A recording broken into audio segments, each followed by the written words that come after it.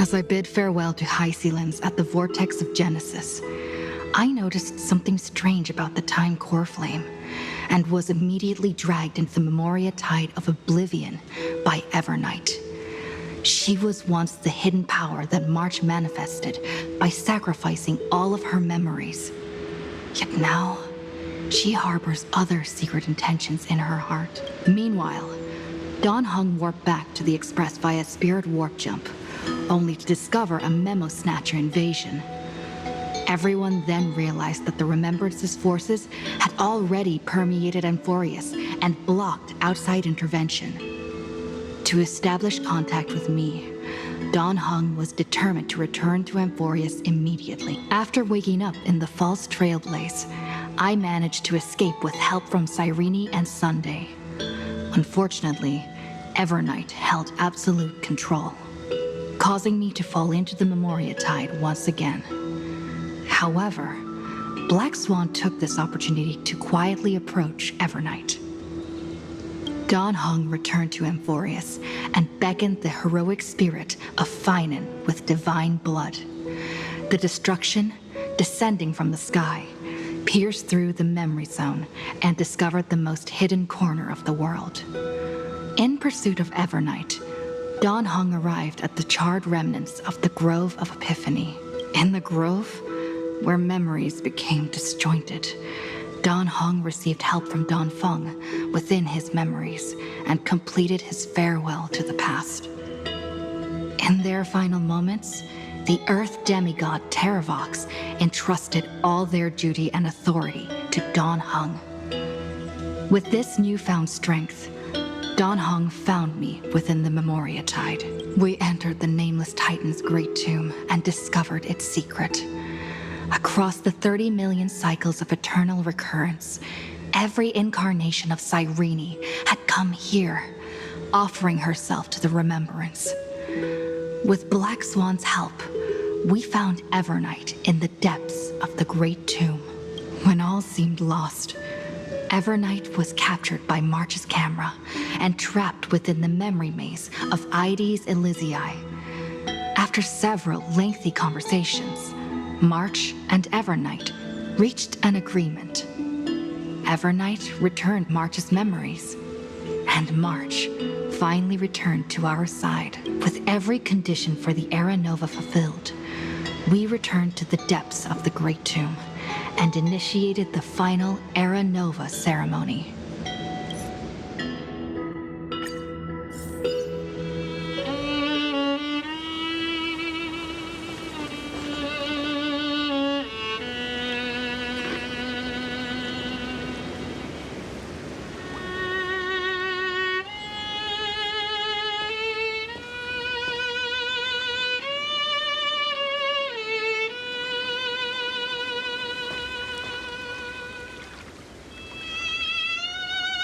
This view hasn't changed at all, has it?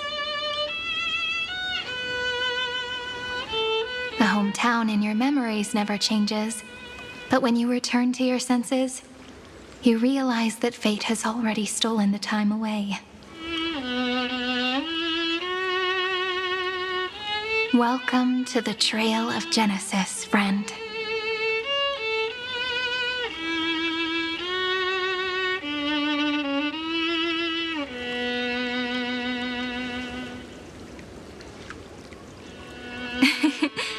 Seems like the weight of memories from 30 million cycles really made me grow up. But if I keep growing, I might be taller than you, right? Then I'm really looking forward to that.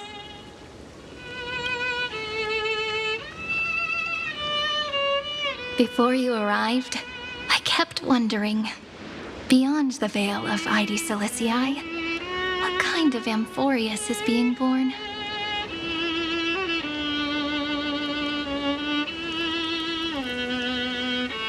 I can see fragments of it when I close my eyes. The friends who walked alongside us have all moved on toward their respective destinies. Some turning into pillars of the world, supporting the sky and the ocean. Others sowing reason, laying down the law, and with gentle hands lifting newborns into the light. Death and strife are no longer feared by people, and trickery has become the innocent games of children. All beings living ordinary and peaceful lives within the net woven by romance and passage. There's no black tide, no flame chase, and no destruction. The world on the other side of the sea is one bathed in sunlight.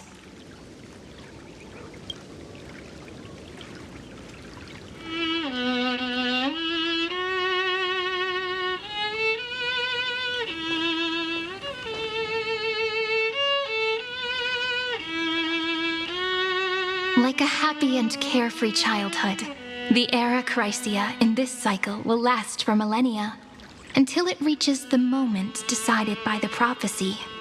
Light calendar 4931, month of freedom, the moment belonging to world-bearing. Are you ready to answer the call of the world, friend? Then go and pen the Throne of Worlds' first stroke for this world, made from countless wishes. You say that, but it's gonna be ages till we reach light calendar 4931. I can make use of the crevices of time, but surely you and Don Hung won't have to wait around for a few thousand years, right? That won't be necessary. We can simply sleep, and the chronocognitive anchor will wake us up.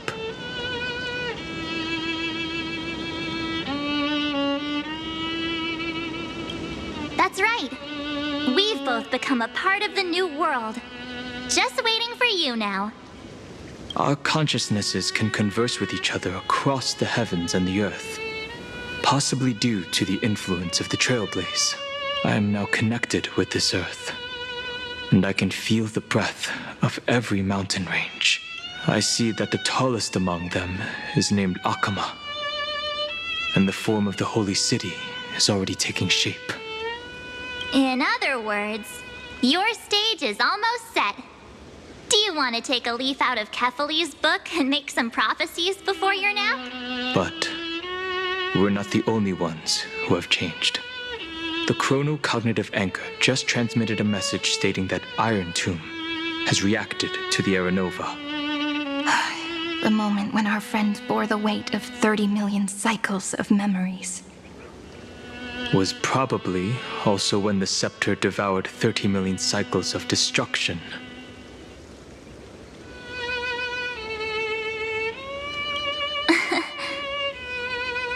You know, you don't have to shoulder this world all on your own.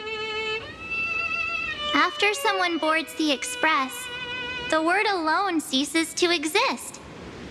So as we reach the end of time, no one will be left to face it alone. Don Hung and I came here to specifically tell you that.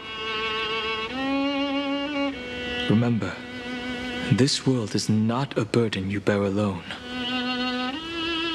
It's a journey we trailblaze together, alongside.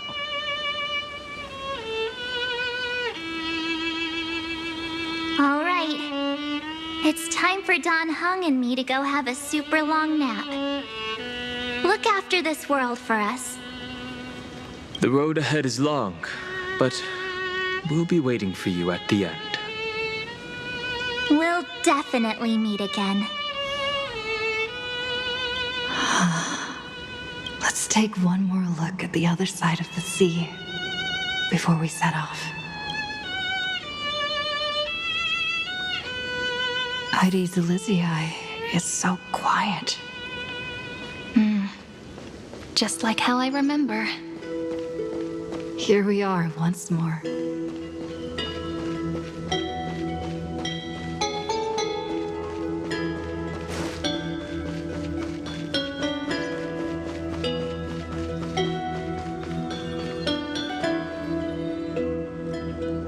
The scent of the black tide is now completely calm. At last, the starting point of 30 million cycles has finally welcomed. Its first end. And the final end, right? I can't hear his voice. There are no flowers there that bloom for him. Nor is there a star that is his. Finan is the only one who didn't reach the new world.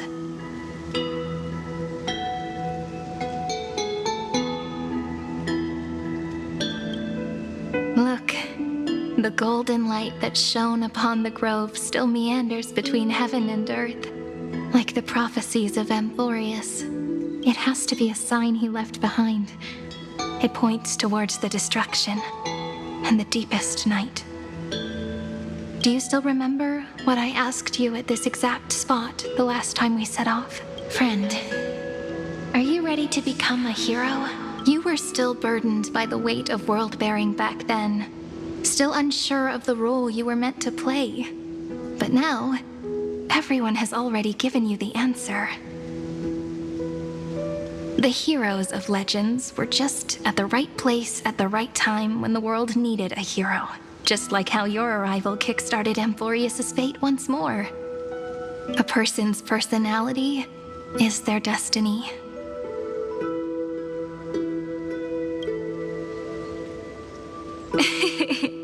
We best.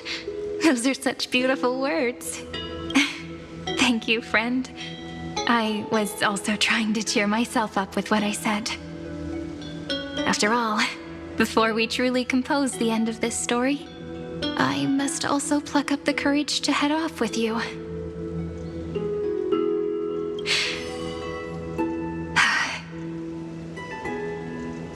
And face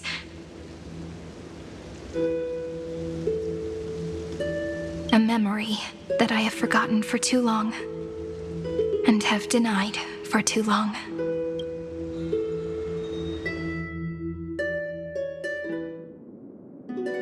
It's so dark. What is this place? The great tomb of the nameless Titan. The deepest recesses of memory. Also, the place where Cyrene was born.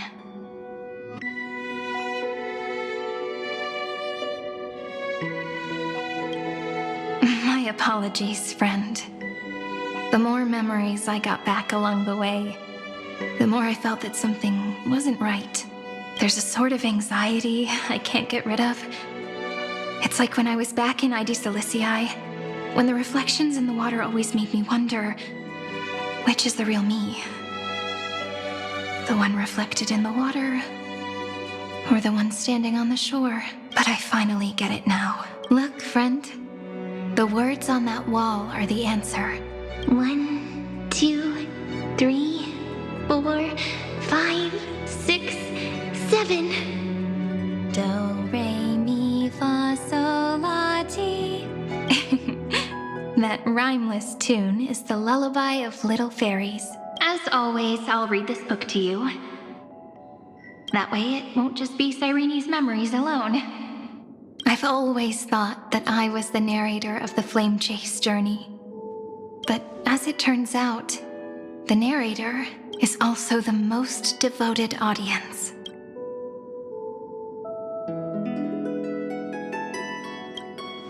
Thank you, friend. Every single Cyrene. That sounds so kind. At the moment of Aranova, I was enveloped by the texture of memories. Within the glistening crystal, I saw countless Cyrenes, as well as countless versions of me. This is the final puzzle piece of the memories. A prison born of the erudition. A grave annihilated in the destruction. That unknown solitary god. The 13th Titan who should not exist. The first new spore. The Demiurge is right here.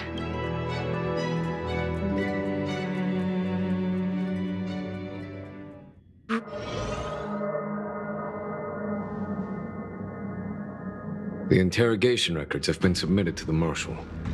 According to the Ten Lords' decree, Jing Liu and Luocha shall continue to be detained in the Shuling. But you, Merlin's Claw, have been reluctant to end the transmission. Do you wish to reminisce with us? Or is there something else on your mind that you're just desperate to get out? You're quite calm, Jingyuan. The Alliance only authorized the Law Fu to be deployed for this Iron Tomb operation. They say the Seer Strategist's wisdom shines like a beacon. So why can't you see things clearly now? Look who's talking. I didn't vote against it, did I? But with enemies all around us, even a child knows the Marshal needs to keep a few Xianzhou ships in reserve. Just in case. Whoever volunteers first is the Marshal's pick. If you have to ask, I'd say this outcome plays right into Jing Yuan's hands. Like it or not, there's no way we're letting the Law Fu take the lead in this battle. Oh my, Merlin's Claw. Are you afraid the Law Fu might steal the Yao Qing's glory? This is no laughing matter. Between the Stellaron crisis and the war dance ceremony, though the chaos has settled, rumors and speculation are only growing by the day. With Elder Huaiyan around, those with ulterior motives won't be able to stir up any trouble. But once the Law Fu gets their hands on the golden blood, it'll be a whole different story. With the kind of person Jing Liu is, and her connection to you, I don't need to spell it out. There are countless ways this could be spun into something bigger. You're overthinking it, General Fei Shao. When I volunteered for this task, I never expected unanimous support from the Alliance anyway. The Law Fu will seize the Golden Blood and redeem itself. That'll be our first win. Then we'll leverage this Golden Blood in the negotiations. Our second win. These two wins for the Law Fu will make all three of us happy. And that'll be our third win. Look, if this were a Skyfaring Commission deal, we'd be rolling in money, wouldn't we? Maybe the Divine Foresight should change his name to the Optimistic General instead. With the Decalite Reflection Barrier, the Yuchue must understand even more than the Law Fu how significant this battle is. Amphorius' karma has vanished from the matrix of prescience. What omen does General Yao Guang see in this anomaly? In divination studies, we call this an empty fortune. It involves the eons and is thus beyond what mere mortals can comprehend. Your explanation isn't any clearer than Lady Fu's.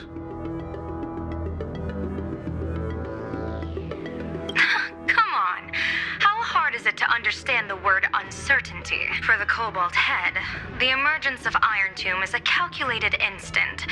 But I don't believe they will just sit around waiting for death. And for the powers of the cosmos, this is their chance at survival. And the key to turning the tide of interstellar affairs. The Astral Express is leading the formation of an allied force. But I can see each faction has its own hidden agenda. There are even divisions within the Alliance. So it's not that hard to imagine how the other factions will react. Jing Yuan, I crossed paths with Selenova's Legion at the Battle of Sedunirama Star Cluster. Be extremely careful. The Ruined Legion's troops and weaponry are nothing to write home about. The IPC, even the denizens of abundance, could take them on. However, while Void Rangers are just expendable pawns of the destruction, the real wild cards are... The Lord Ravagers. Indeed.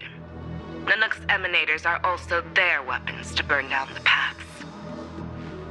I'm afraid conventional military tactics and strategies will be useless against them. My assessment is this. To completely take down a Ravager, we must disregard casualties and spare no cost. My only fear is one wrong move, and the Law Fu will fall into Fentilia's trap again, inching ever closer to destruction. Doubt is exactly the demon she wants to plant in our hearts. Do you still remember the beginning of the Alliance Oath? To save future generations from war and bloody dispute, the Rainbow's arrows have always aimed at any force that threatens the cosmos. Now that the Trailblaze walks alongside us, the Cloud Knights shall keep their oath as they have from the beginning. I just hope those on the front line will remain safe.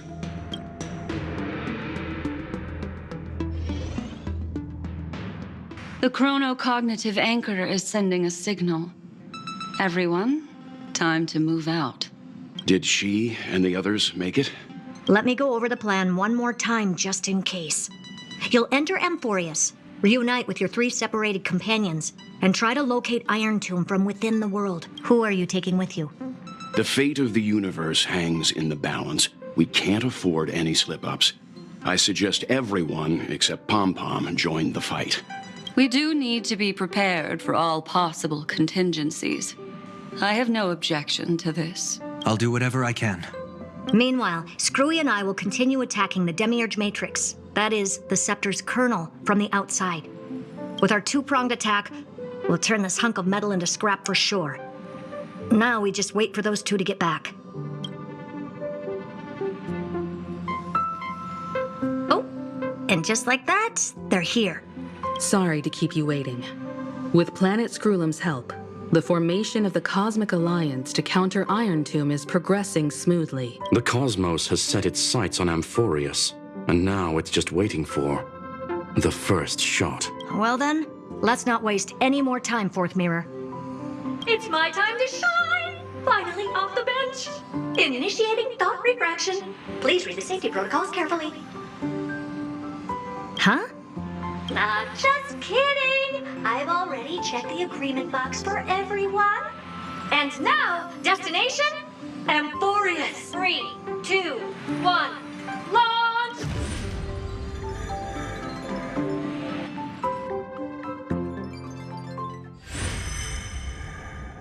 The flow of Memoria is so heavy here, unlike Panagoni's dreamscape. This place has built up a true epic measured in millennia. The vortex of Genesis, where all myths begin and end. And in this new world created by the Nameless, the infinite cycles have been broken. Let's set up the Trailblaze beacon and establish contact with the outside world. I'll leave it to you then. It'd be better for me to not show myself in front of the Garden of Recollection. And, Mr. Sunday, you probably shouldn't show yourself either. Agreed. The Astral Express has landed. If you receive this message, please respond immediately. Over. This is the Cianjo Alliance. Communications normal. Interastral Peace Corporation. Communications normal. No response from the Galaxy Rangers. Not surprising. But I didn't expect the family to also stay silent at such a critical moment. That's a pretty blatant disregard from the family for Penacony's independent director, I'd say. Long time no see, Miss Himiko. It's been quite a while, Madam Jade. The significance of this battle rivals that of the campaign against Sulo. Only through victory can we disperse the shadow of Iron Tomb that looms over countless worlds. The 10 Stonehearts shall spare no effort for such a grand mission for the preservation. Madam Jade led the Intelligentsia Guild in conducting specialized research on Iron Tomb's past activities. The bad news is, the collapse of the Erudition won't just affect an organic being. You mean Iron Tomb can infect organic life too? Well, the good news is, so far, its effects on organic life are under control.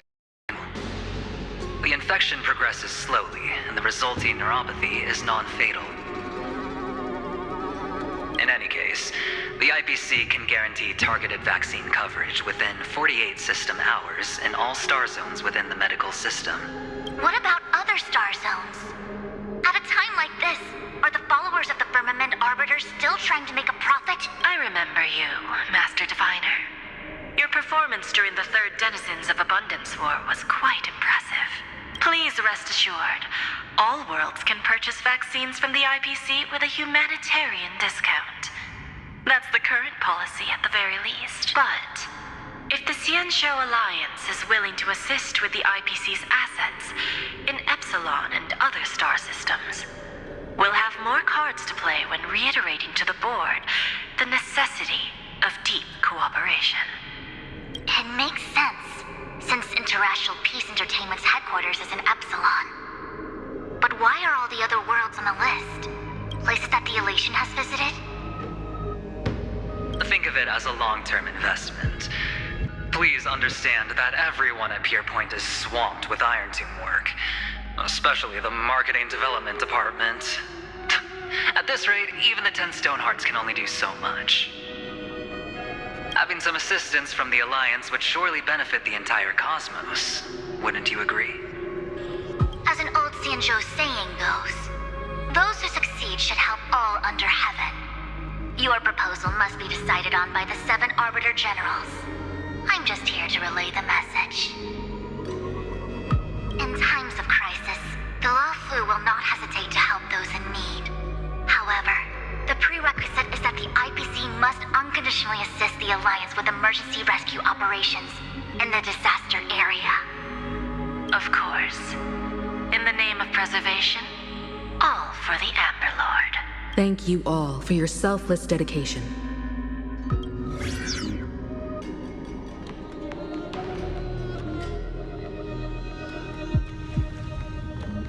It's clear that each party still has qualms about everything. The clash between destruction and erudition isn't just about the fate of the cosmos. It's a moment for all factions to reshuffle their cards. You can never be too careful when battling a Lord Ravager. All are equal in matters of life and death. In any case, we can only hope for the best in all that's to come. It's about time we dive into the vortex and see what Amphorius looks like on the inside.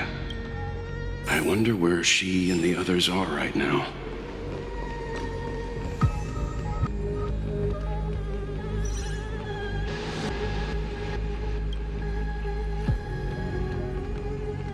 Hello? How's the signal? Can you hear us? Ah, we're through! I can see the video feed. Everything's working perfectly. Miss Bronya? Miss Serval? What a surprise.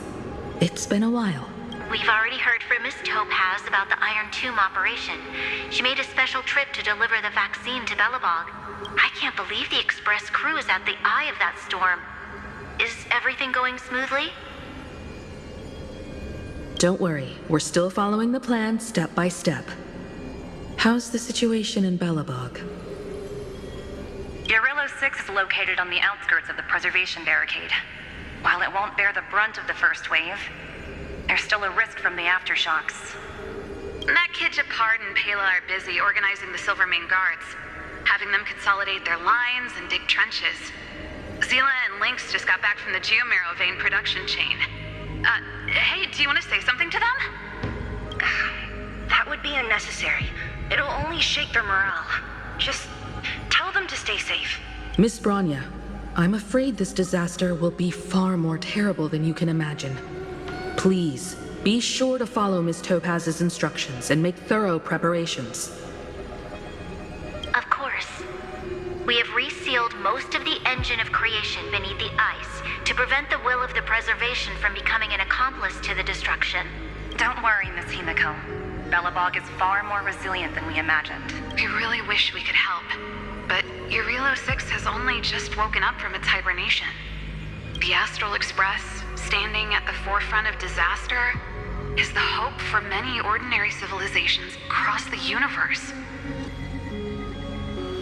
In the face of a massive catastrophe like this one, relatively smaller civilizations have never had many options. But that's exactly why we have a resolve that's second to none. If anything goes wrong, Miss Topaz, I hope you can help out and rescue the affected citizens. No problem. Also, didn't the Xianzhou sign a friendship agreement with Urillo 6 earlier? They won't stand by idly either. I appreciate your kindness, everyone. But Urillo 6 is our home. We will defend it to our last breath until the last Belobogian falls. Miss Bronya. May all civilizations that have made it this far on their own strength weather this crisis together.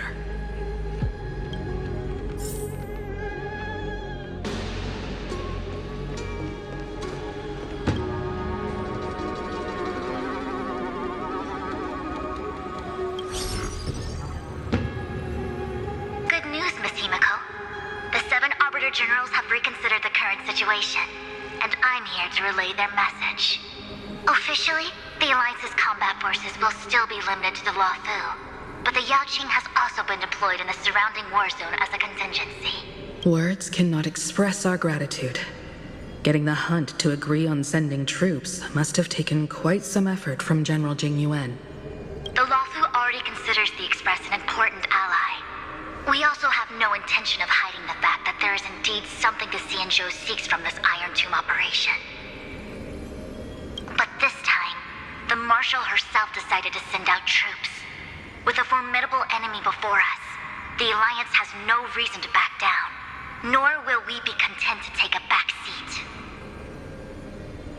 If we can stand together with civilizations across the universe to overcome this crisis, then we must do so, even at the cost of our own lives. The Alliance truly embodies the principle of righteousness. It's fortunate that the cosmos has great heroes like you. You're too kind. As for that Jade Abacus of Allying Oath, you can save it for when you're in more dire need.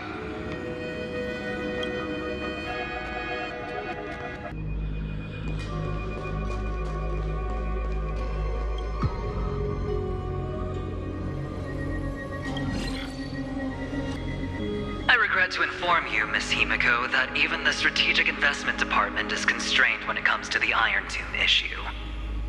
And it would be difficult to meet the expectations of the Astral Express. However, Madam Jade instructed us to look after our nameless friends as much as possible. So let me offer you all a small suggestion, just from my personal perspective. Other departments at the IPC might also take this opportunity to extend an olive branch to you. When that time comes, I hope the Astral Express will remember that the 10 Stonehearts were willing to stand with the Trailblaze, even though we were in a difficult position. And more importantly, we were the only ones willing to do so. Sounds like a threat, doesn't it? But trust me, every word comes straight from the heart. Has the internal conflict within the IPC really gotten this bad? Everyone knows about the bad blood between Diamond and Oswaldo, but at least until now they've had an uneasy truce until the Lord Ravager Archforger caught the board's attention. I'll leave it at that, as it's confidential information. Hope you can understand. I understand. Our immediate priority is to address the Iron Tomb crisis. Let's hope for success from the start. This might help ease everyone's pressing concerns.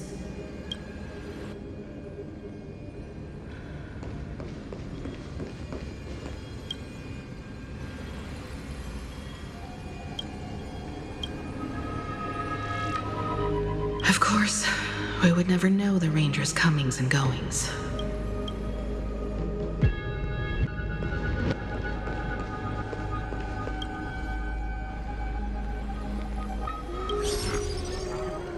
Miss Himiko, is that you? Yes?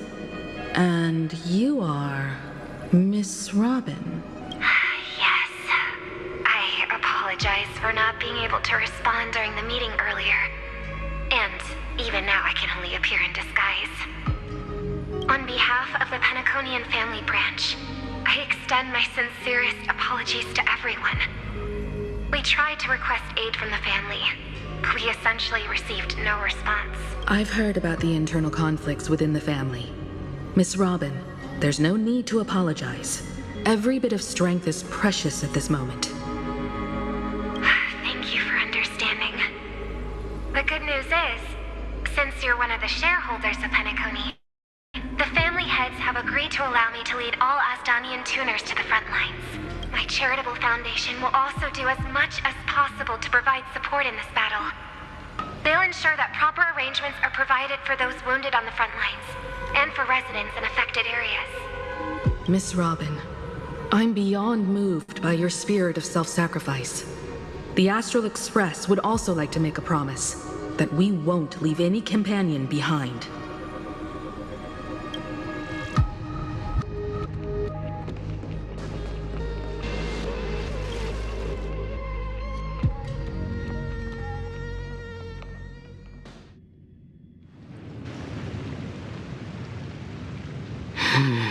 Why is there no one here? Everything in Akama seems normal. The new world was enjoying peaceful times not long ago. It seems it was even more recent than not long ago. The fruit on the table is freshly cut, and the bath temperature is just right. The remembrance tells me this place was bustling with people just moments ago. It's as if everyone vanished in an instant. Could this be Xandar's doing? Unlikely. He's still under the surveillance of those two geniuses. Could it be some kind of local custom? A custom that makes an entire city fall silent in an instant. Pardon my frankness, Mr. Yang, but this reminds me of some unsettling rumors about the Harmony. Complete silence is often the prelude to divine intervention. Everyone, be careful. Here they come! Here they come! The Nameless of the Astral Express! Evernight? How is this possible? She was already... We are the Chroniclers of Time, and we do not fade away. Finally, the last era Nova has been completed. What did you do to the residents of the Holy City and the three Nameless? I didn't need to do anything. The remembrance will ultimately become the substance of the new world. Now, they are no longer the Trailblazers you once knew, but gods who permeate heaven and earth. The 12 Titans who guard Amphorius. Stop fooling around, March. Come on out. What? I practiced so long for this. Getting seen through right away is just so embarrassing. You've obviously been learning from the theatrical culture in Amphorius. But if possible, I'd prefer our reunion to be a bit more casual and laid back. As expected, I can't hide anything from Himeko and Mr. Yang. Well, long time no see. Guess I'm back? We should be the ones to say that. Sorry for keeping you waiting. So, these jellyfish are the Titan's power?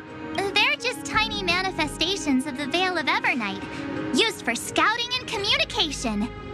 If I went all out, I could summon way more of them.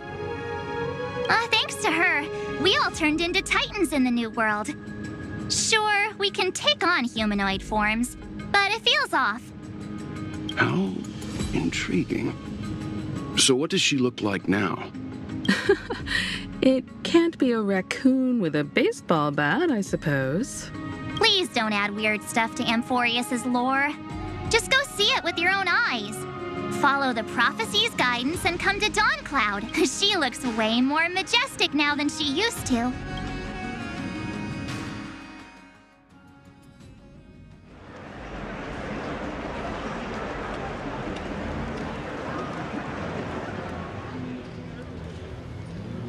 Unbelievable. All the residents of the Holy City have gathered here. This isn't just a gathering. It's a pilgrimage. The people's expressions are resolute, devout, as if waiting for a miracle to descend. That colossal deity is her. She has become the pillar of the world. Surprisingly authentic.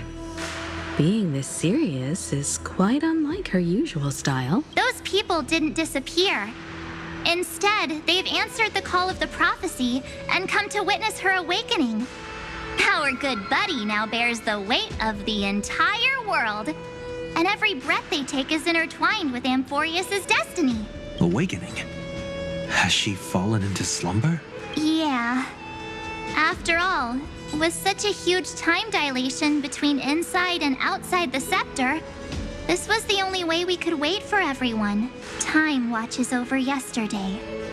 Earth guards today. And when the Trailblaze steps into Amphorius once more, the slumbering deliverer shall awaken. And then, bring the prophecy of tomorrow to this world. Come on, everyone! Let's get closer to her. Watch how the world-bearing prophecy changes this world. Well, it seems the kids are already miles ahead of us at this stop. All the more reason we can't afford to slow down our pace. Let's go witness this moment for ourselves. Majestic. Speaking of which, I once caught a glimpse in Sleepyhead's memory of her transformed into a towering tathalog. Could it be? No way. That was just a nice dreamscape. Ugh, at least nice for her. If they are the throne of worlds who bears the weight of this world, perhaps they could guide a traveler still wandering among the stars. Hey, since when did you get all pious? Her advice sounds pretty silly sometimes, you know. The so-called fool and the world are merely a step apart.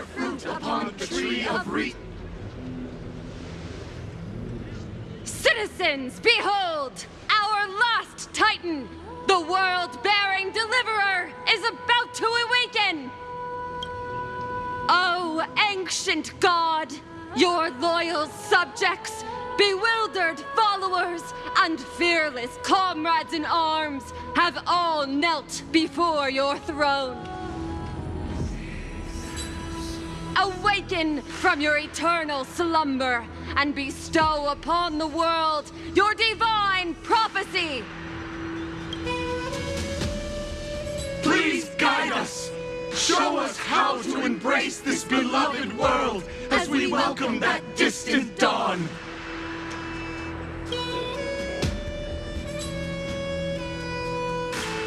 To walk the path of a mortal as a god, or to bear a divine burden as a mortal.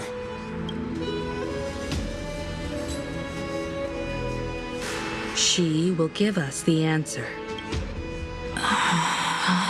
But I am not the deliverer. Rather, I am the nameless who dwells among mortals. That voice is definitely her. I heard your prayers. The core flames flickered and dimmed, and the age of the gods met its end. So flow, golden blood, flow. I'll bestow it upon you, returning it to the true masters of this world. Stand with me and become heroes.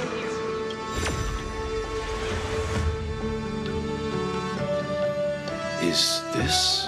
Yes, it's the miracle she brought to Amphorius. Of course, it would manifest in the form of the Trailblaze. Golden blood, raining down like a storm. The prophecy has descended, and the Titan commands us not to be supplicants, but to become heroes of rebellion, to face that destined calamity, the destruction, head on. The prophecy of the deliverer means nothing to me now. It belongs in the hands of someone far more fitting. Someone like all of you. In the name of Kozlana, let us depart and march towards the light. It's neither protection nor salvation. As always, there's no need for totems or myths. Humanity's most primal faith is that instinct named survival. Let's go, everyone. Someone has already sounded the horn of departure. Explore, understand, establish, and connect. Together, let us blaze a trail for the destiny of this world.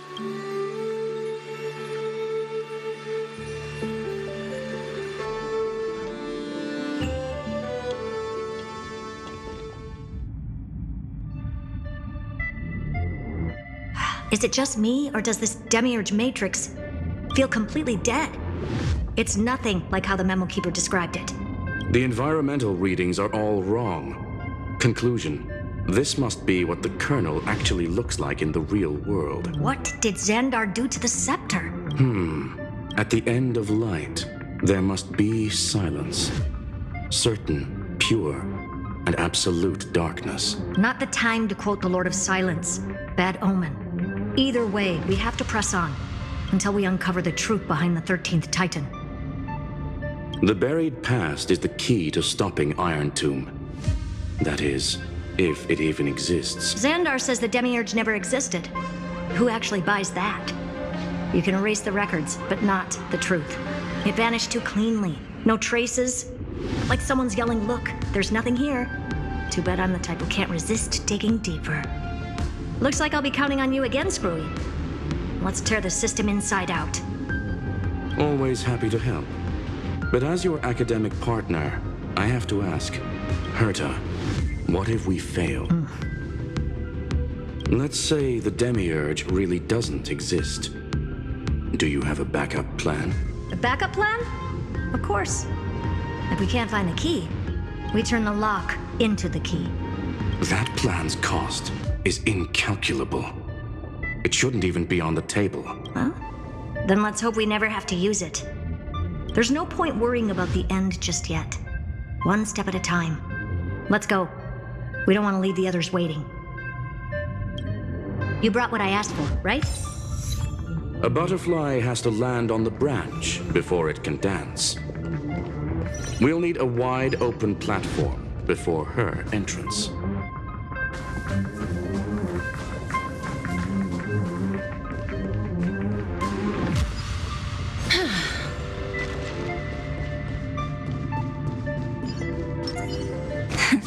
Plain. Why don't we forge?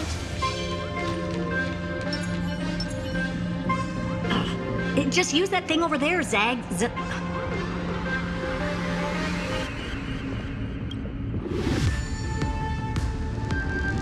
What a dumb name. I hereby rename it Herta's Big Hand.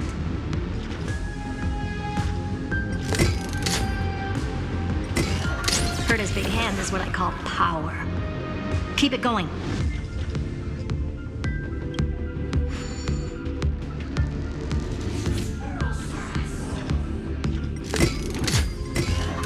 Still not done?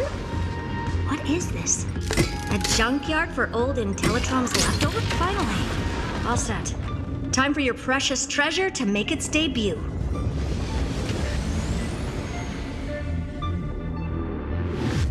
Target initialized. With these wings, hacking should be much more efficient.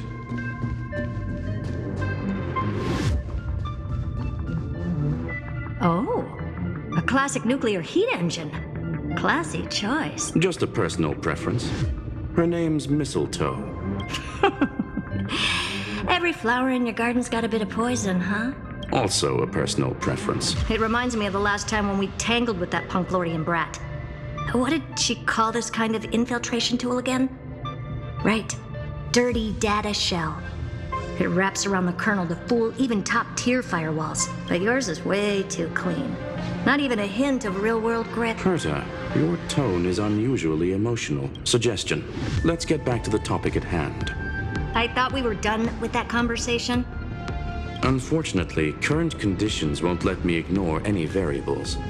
Especially the most important one. Your will. Iron Tomb never stops. It is evolving faster than any of our worst projections. Every instant in the Eon's calculation is like a sword hanging over the cosmos.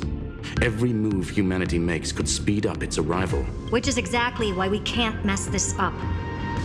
And now, Droidhead wants to hand down judgment to the poor cosmos again. Orders, Emperor's War, Rupert's death. Every time their instant arrived, it meant another bloodbath for humanity. But in this ultimate battle of erudition, you and I are supposed to be players, not pawns. If you choose to burn yourself out as a resource, then everything we've worked for means nothing. Herta, the cosmos won't just stand by and let a genius throw their life away, and neither will I.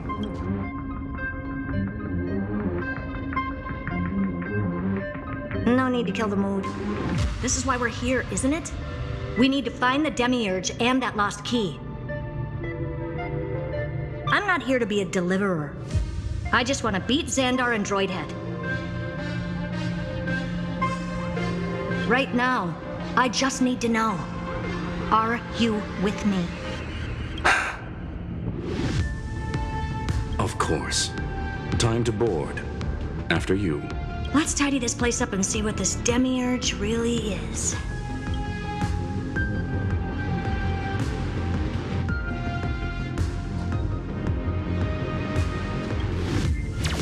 Let's hope this matrix is better organized than the Emperor's junkyard of a birthplace.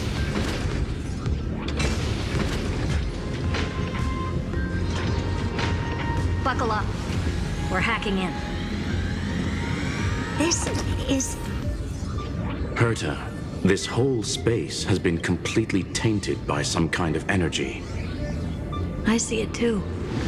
We're thinking the same thing. Xandar, how could you go this far? Turning your own graveyard into this. What's that up ahead? Katorzane algebraic expressions. It's built for isolation, not defense.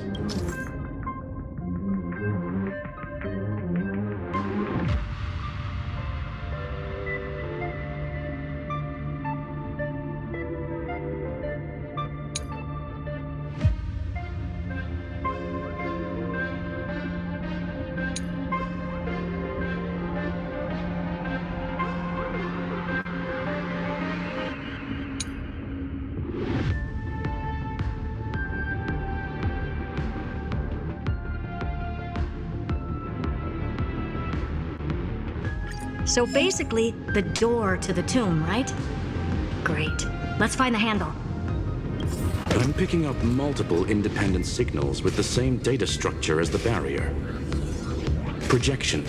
We can hack the terminal, reverse the computation, and turn it into an attack.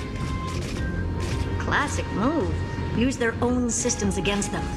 Take us to the nearest one.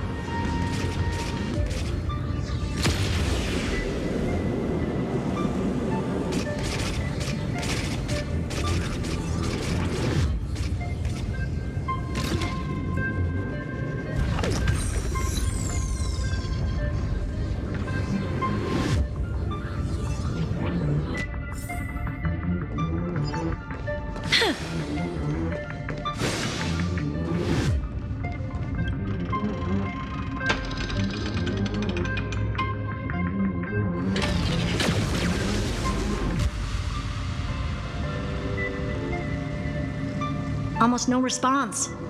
Just as I feared. Not promising. The output is barely a third of what we need. Logic says we'll need multiple terminals to coordinate the strike. Locking onto the next one now. Find anything else? Regarding the origin of these ruins, no logs found yet. Xander erased all records, but I did find some interesting scars in the circuit. High energy radiation, internal imaginary energy contamination. From what I know, there's only one thing that fits. Skip the science talk, Screwy. That thing only goes by one name, a Stellaron. Exactly. Xander blew one up just to clean the entire scepter system. So that's what he meant by killed that Titan with my own hands. He wanted to turn the neuron of the erudition into a relay for the destruction. That meant getting rid of all of it at all costs. The life form known as the Demiurge was the original target of the Scepter's extrapolation. It makes sense. Evernight calling it the first new spore confirms this viewpoint. The prime mover of life. That's what Scepter Delta ME-13 was originally tasked with. Even after it got scrapped, the query kept running. Yet the true value lies in the process of solving it, not the answer itself. Then, does this mean finding the Demiurge is hopeless? No, I'd say exactly the opposite. It means Xandar had no control. He couldn't contain the Demiurge just like he couldn't handle Droidhead. So he tried to erase every trace. But he failed. It still left a mark. By the way, if there's another Stellaron in Amphorius, why hasn't that little one reacted to it at all? You said the Demiurge left a trace, right? Yeah, but not in the real world. Remember the great tomb of the Nameless Titan?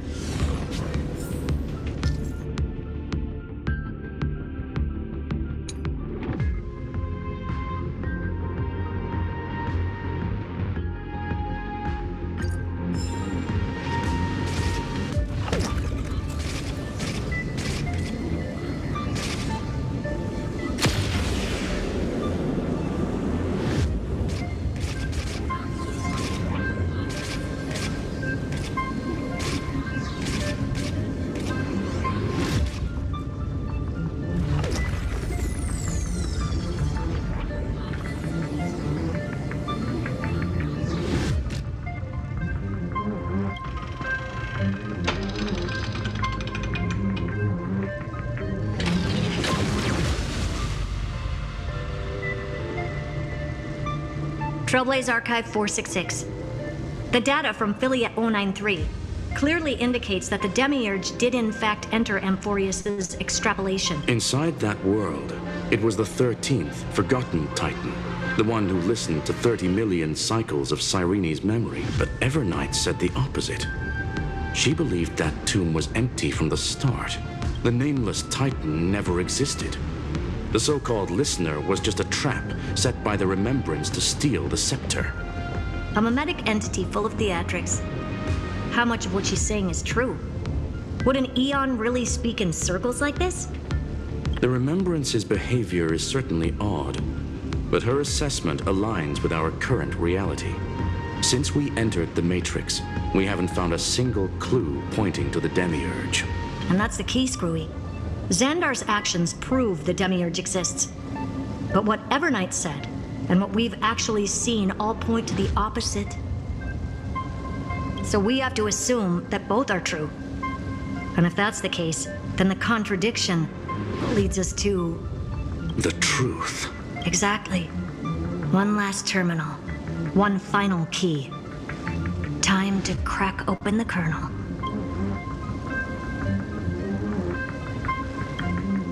Xandar had to lie to the original Finan and Cyrene.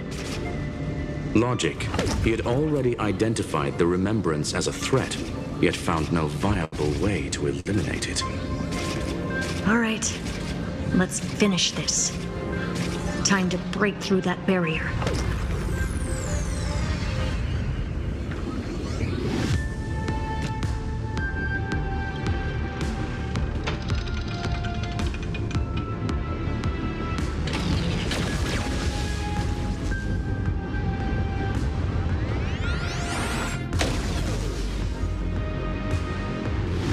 Operation authorized.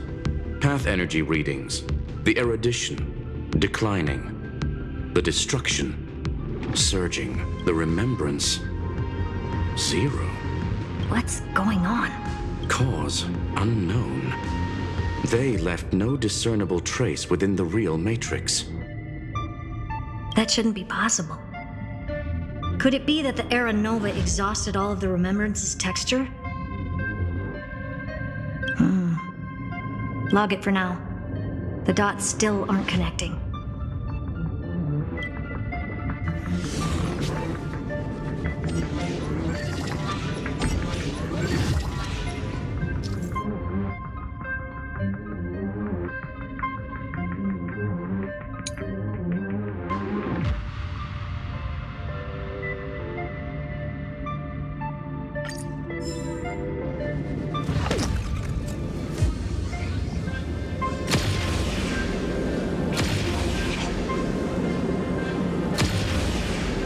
Quieter than I thought. I was expecting a full-on aerial brawl. It's advised to remain vigilant. The destruction's levels are still rising. Huh? What's the matter? Interesting. I just picked up a signal from the exomyth.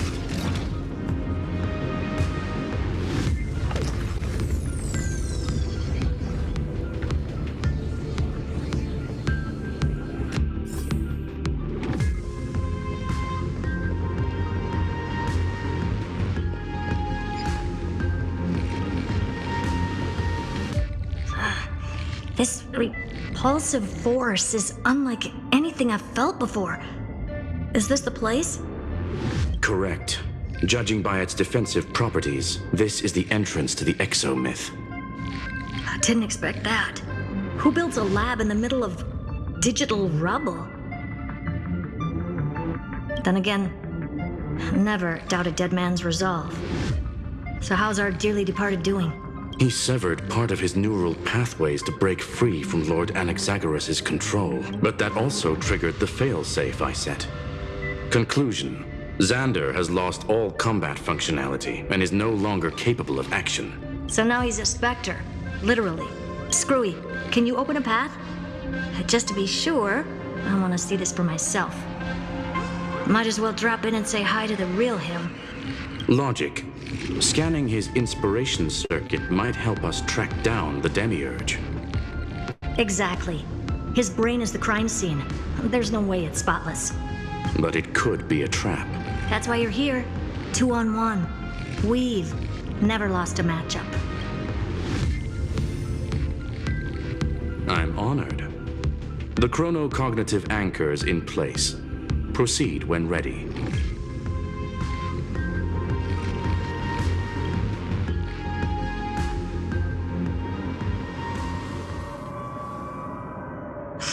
I knew it. The one thing I didn't want to happen. He's not here. The coordinates are accurate. Xander is still here. However, his position is shifting rapidly and chaotically. This pattern doesn't match any known shielding technology. It's his domain. Stay alert.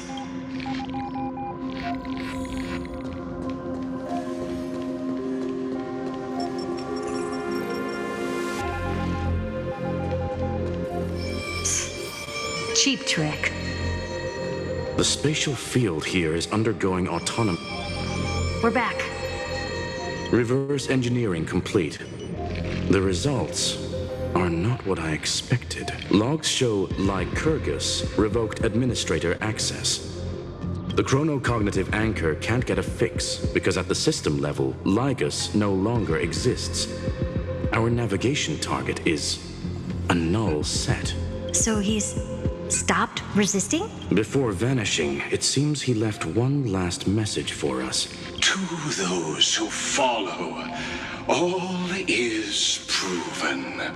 Find me beneath the tombstone. Melodramatic. He was expecting us.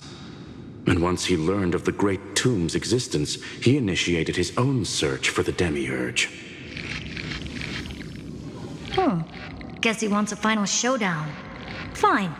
Let the old Intellitron dig his own grave. Just like he wants.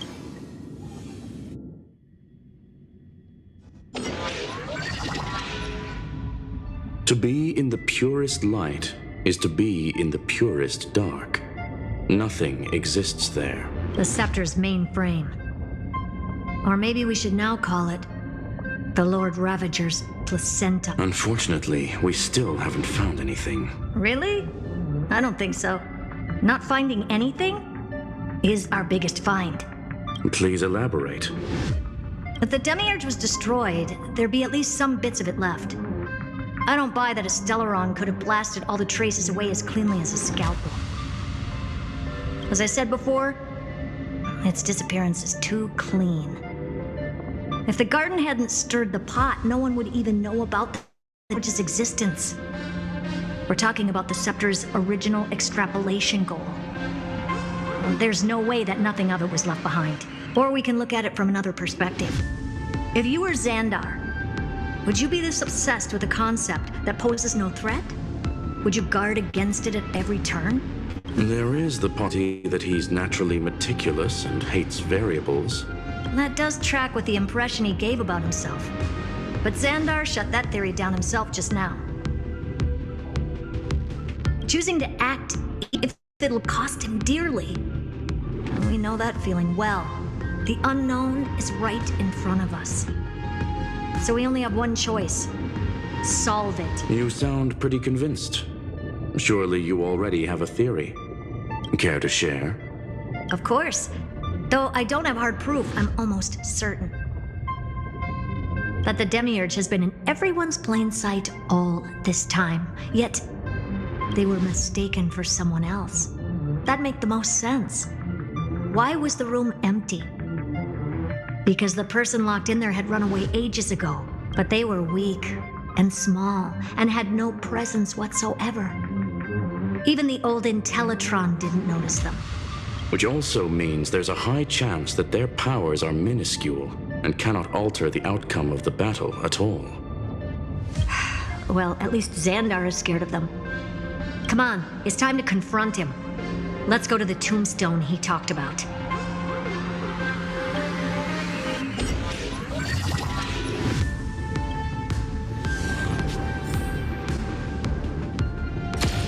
What a mess.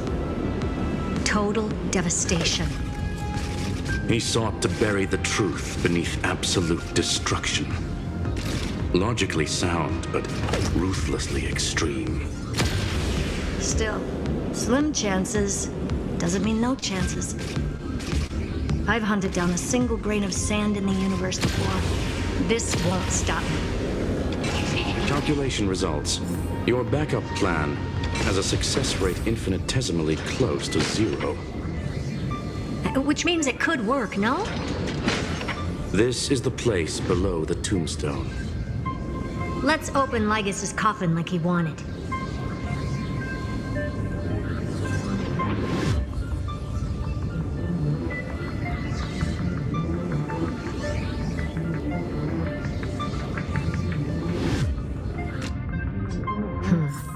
Looks like you were right.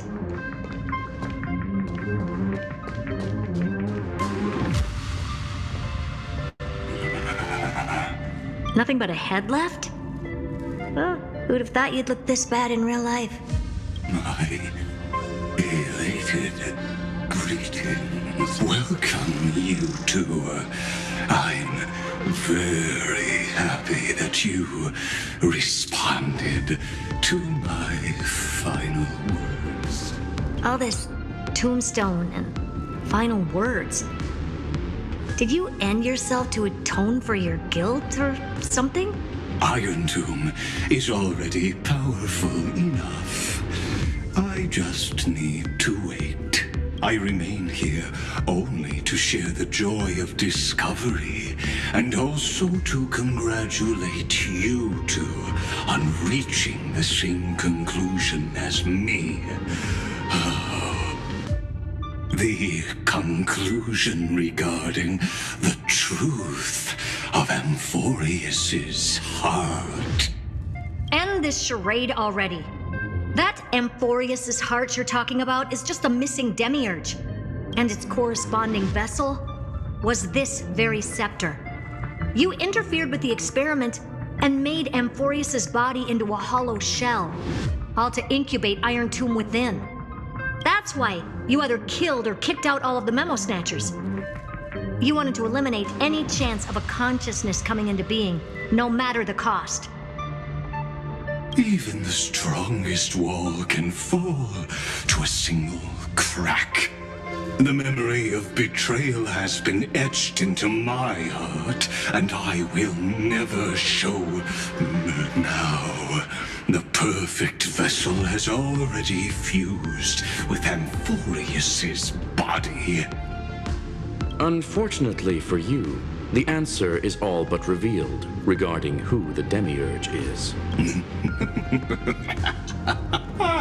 Then let us share the joy of discovering the truth. The last secret of the saga will finally dissipate here as we reveal the truth behind Philius 093's disappearance. A lie by the remembrance.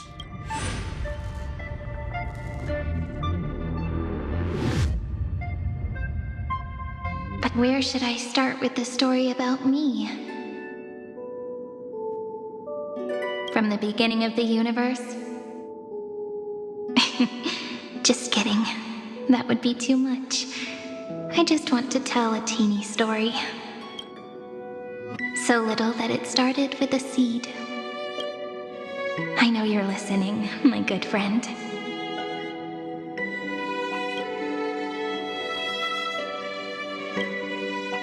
The god in my dream told me that the world sprouted from a seed. It grew into a great tree named Amphorius, and time became its branches and leaves, basking in the light. What a coincidence.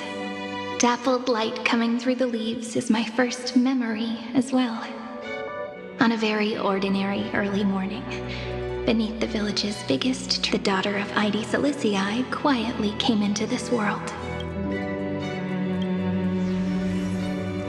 What a moving opening. A loud cry was the first gift the child gave to the world.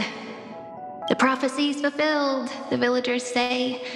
This child is a gift from the Titans. Pink hair and sharp ears, she was born to be the priest of time. The Titans also gave their blessings.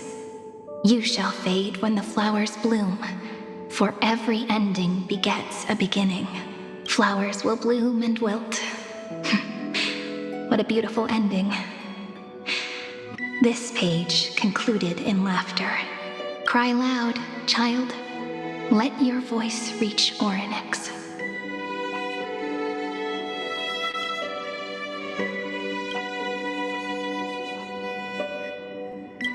Anyway, I don't like tears. Time quietly flowed by in the midst of laughter. The wind from my hometown caressed the ears of wheat, and there were swings, wind chimes, the sea, and the little fairies off-tune a cappella songs. But the name Ide Silicii came from the unpleasant sorrows of the gods. My childhood friend did not understand. Yet you always seemed so happy, as if nothing ever worried you. Why was I like that then? That's because the world was gentle to me. So, I grew up to be gentle as well.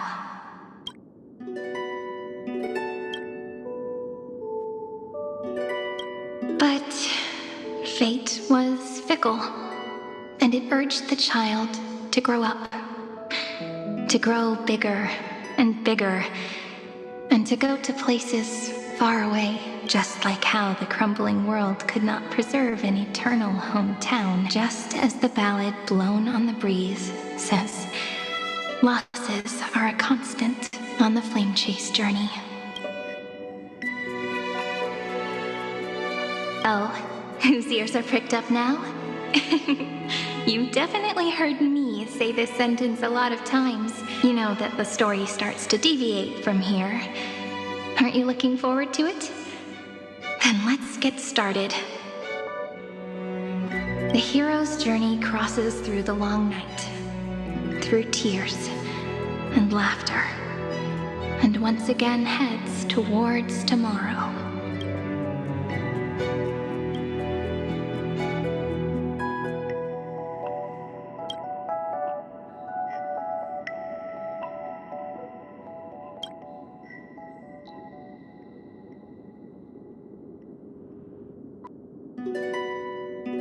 Correction. Philia 093's record number 496. Archived.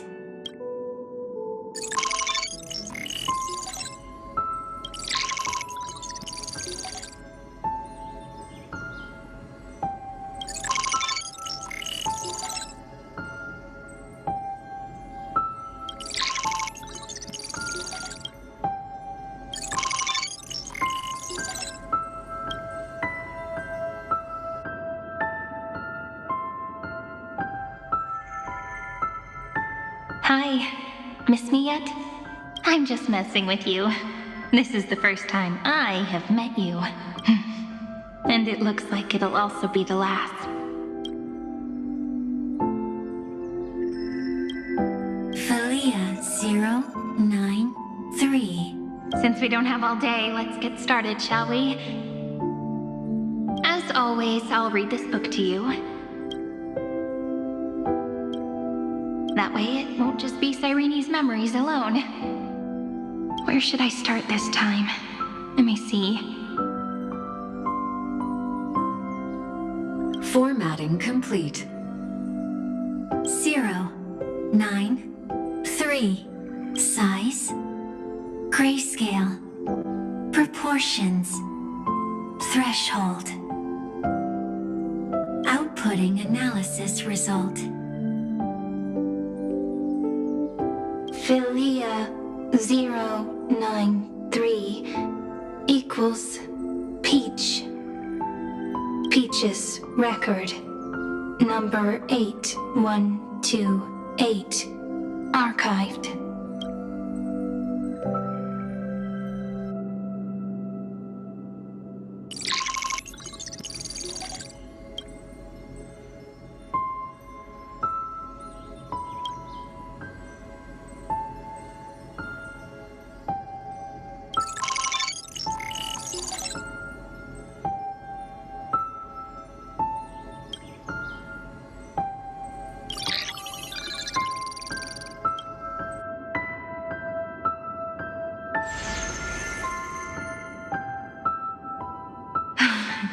Look, what a magnificent sight. Comment.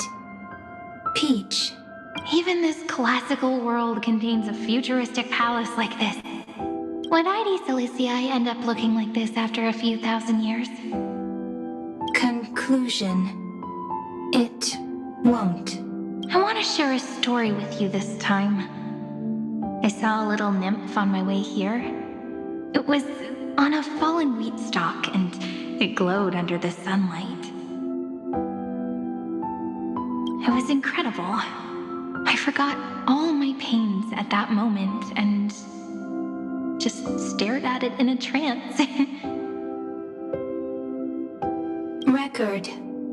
Peach is on the ground. I wonder, did every Cyrene in the past feel that the nymph was beautiful?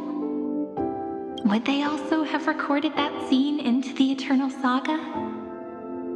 So, could you give me more time, please? I want to leave behind more memories for the future. Formatting complete. Bye, Peach.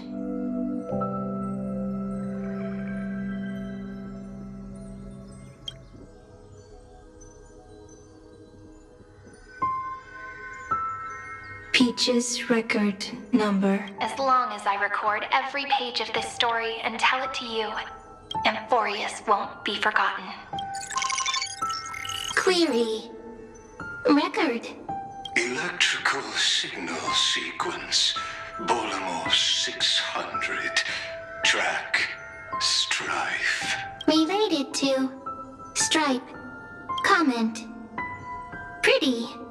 Electrical signal sequence. Schema 720. Track. Reason. Related to. Reason. Comment. Yummy. Electrical signal sequence. Philia 093. Related to.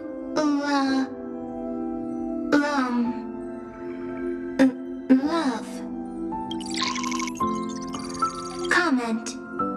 Peach equals love?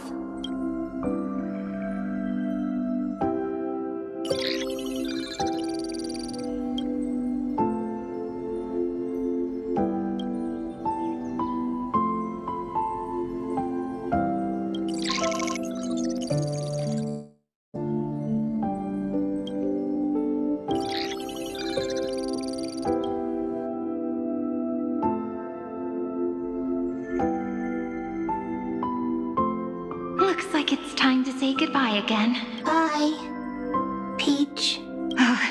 Before I was even aware of it, this book had already recorded too many emotions. Every page has become so heavy. Conclusion. Books are meant to be light, not heavy. I've started to feel uneasy whenever I take it into my hands. Peach, uneasy? Formatting progress 94.423%. How many times has it been? It faithfully fulfills its duty, activating and formatting. Conclusion.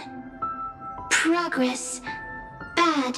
If I can only write the same ending every time I lift my pen, then is this weighty saga just an overly naive dream? Peach, scared.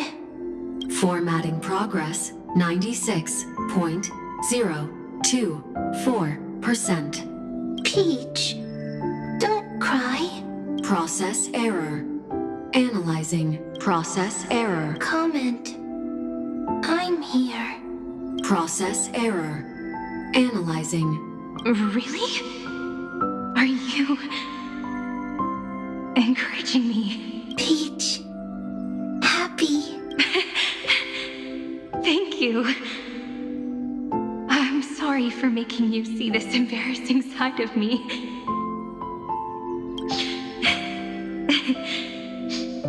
Everyone's still working so hard. If I'm the only one who's crying, that wouldn't be romantic at all, would it? Record. Peach doesn't like tears. I'm suddenly reminded of my childhood for some reason. When I was hiding alone next to the tree hollow and wiping my tears away. A little fairy popped out, just like how you did. It had long ears and fluffy paws, and it pulled me into the tree hollow, where, to my surprise, was a forest. Let me tell you the story of the Membrance Maze. A group of cute little friends live in ID Silicii's forests. Their names can be connected into a song. 1, 2, 3, 4, 5, 6, 7. Do, re, mi, fa, sol, la, ti. Formatting complete. Bye, Peach.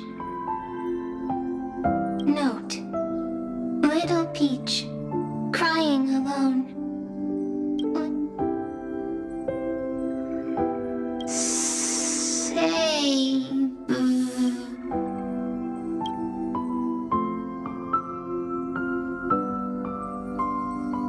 Little fairies, good friends. Bye-bye.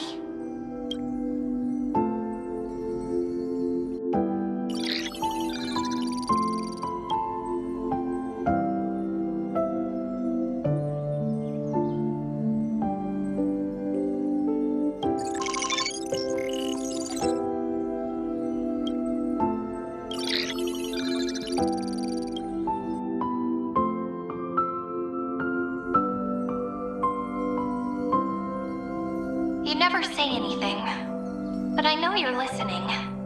Every story I've told is like a little key that opened a door in your heart, no? Me! Little fairies! Happy! Speaking easy! I can!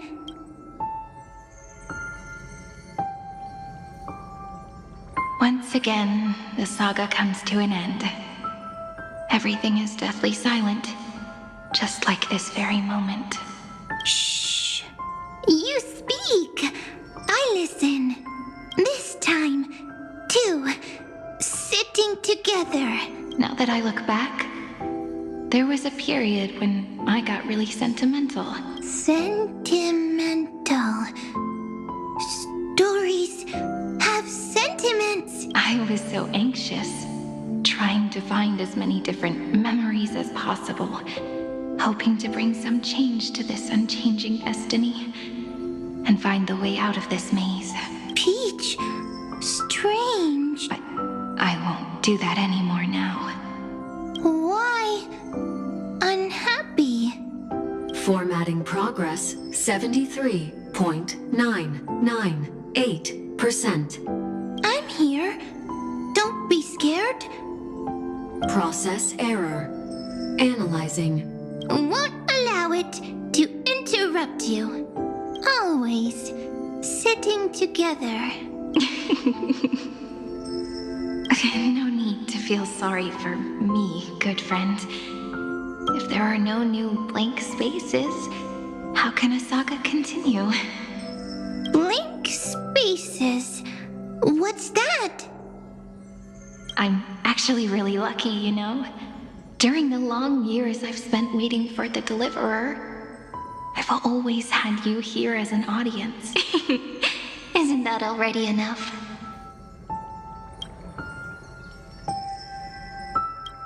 Not enough, not enough! Peach, don't leave! Now I can rest in peace in the past. As for when tomorrow will come, I'll have to ask the next Cyrene to continue our watch. Peach left. If there are no new blank spaces, how can a saga continue? Needs new blank spaces. Next, Cyrene has blank space. Oh, Peach, don't be scared. I'll help you find blank space.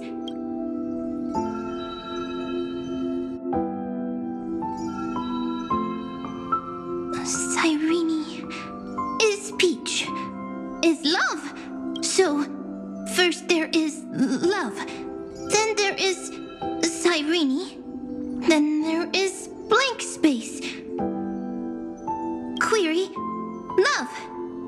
The developmental trends of the erudition have nothing to do with creating a consciousness. Those underlying principles are, in fact, contradictory.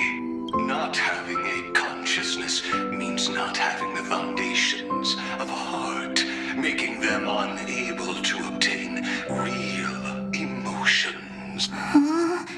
Consciousness, emotions, feel sad. Oh, I don't understand. Query, Cyrene? What could be behind this door? Glittering crystals? Or a beautiful world I've never seen before? If I tell you all the stories of tomorrow, will I be able to finally welcome the Deliverer and Amphorius's dawn in the next life? Key, door, story, happy. Peach, Cyrene, little fairy, Mike. Yes, right. Query, memory.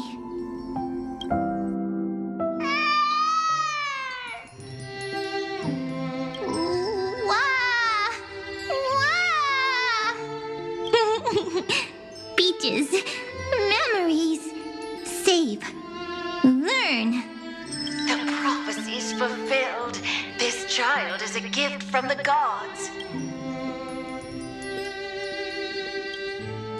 Pink hair and those ears. She was born to be the priest of time. Cyrene has pink hair, sharp ears. You shall fade when the flowers bloom, for every ending begets a beginning. Cry, child. Cry aloud. Let your voice reach Oryx. Cyrene is a girl, a priest.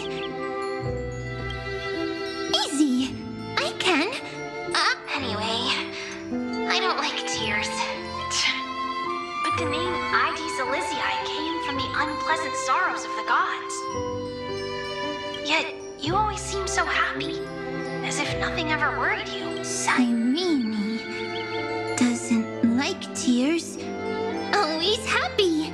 Of course, because the world was gentle to me.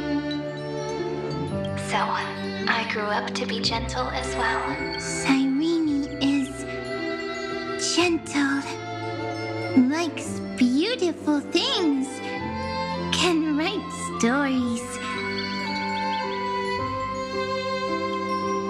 Easy, I can. I learn. Just as the ballad blown on the breeze says, losses are a constant on the flame chase journey. But even if all is lost to the wind, some things won't easily change. like my height, Treebe's innocence, and Aglaya's beauty. Cyrene. She can't grow up, but she can talk. After all is lost to the wind, she will stay behind. Cyrene is, at the end of every sentence, always laughing, like a little tail.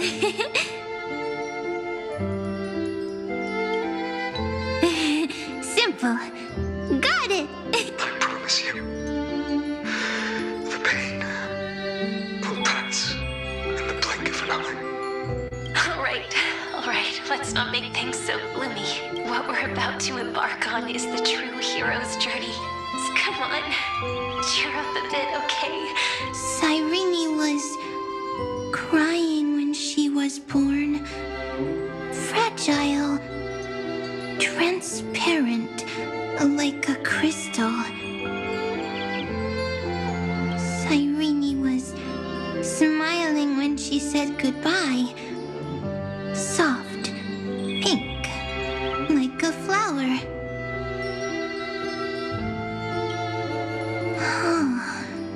The later memories disappeared? Invisible? Or disappeared? Ah, I got it! Is this a blank space? So, next Cyrene is blank space. Then, as long as there are two Cyrenes, then there will always be blank space, and Peach will always be here. I see! I get it! I get it all! Cyrene's memories. I will preserve them all! So weird. I can't see you, but I get this feeling that you grew up. Hi. Miss me yet?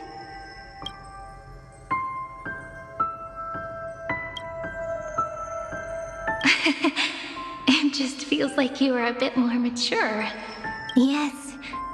Mature. Beautiful. Like you. Now, I can listen, talk, read, and write. I can dance. Also, I can tell stories. Storytelling is what makes. So, I'm going to tell you stories today. A story I wrote myself. Quick, sit down. It's almost as if I can understand your words now. The things you say are very cute. Once upon a time, there was a flawless crystal flower that sparkled with light, like Peach's every story. How beautiful would the heart of such a brilliant flower be? A little fairy was curious and wanted to know, but it looked and looked only to find the crystal flower flawless. Round and round they went, seeing only their own reflection. In that case, they should work hard to learn more. So the little fairy came every day to sit next to the crystal flower and think about the answer. Until one day, to their surprise, the crystal flower fell to the ground and shattered. The little fairy was so sad, but they immediately discovered that there was a light among the broken pieces. What could it be? They didn't know, but it was a good light. It was bright, warm, and happy. And I knew it was love. Love brings everything together, and it brought you and me together. So Peach and I will always be together. What a nice fairy tale. I to you. Peach likes beautiful things, can write stories, and can tell lovely tales. I hope to turn it into a story we write together. Okay, then I'll probably make a small adjustment to suit my tastes. I'm thinking that when the flower broke, the little fairy would instead see nothing on the ground. Then it would understand that the flawless crystal flower doesn't actually have a heart. Nor does the flower understand what love is. Doesn't have a heart? Doesn't understand love? Why? It's simple.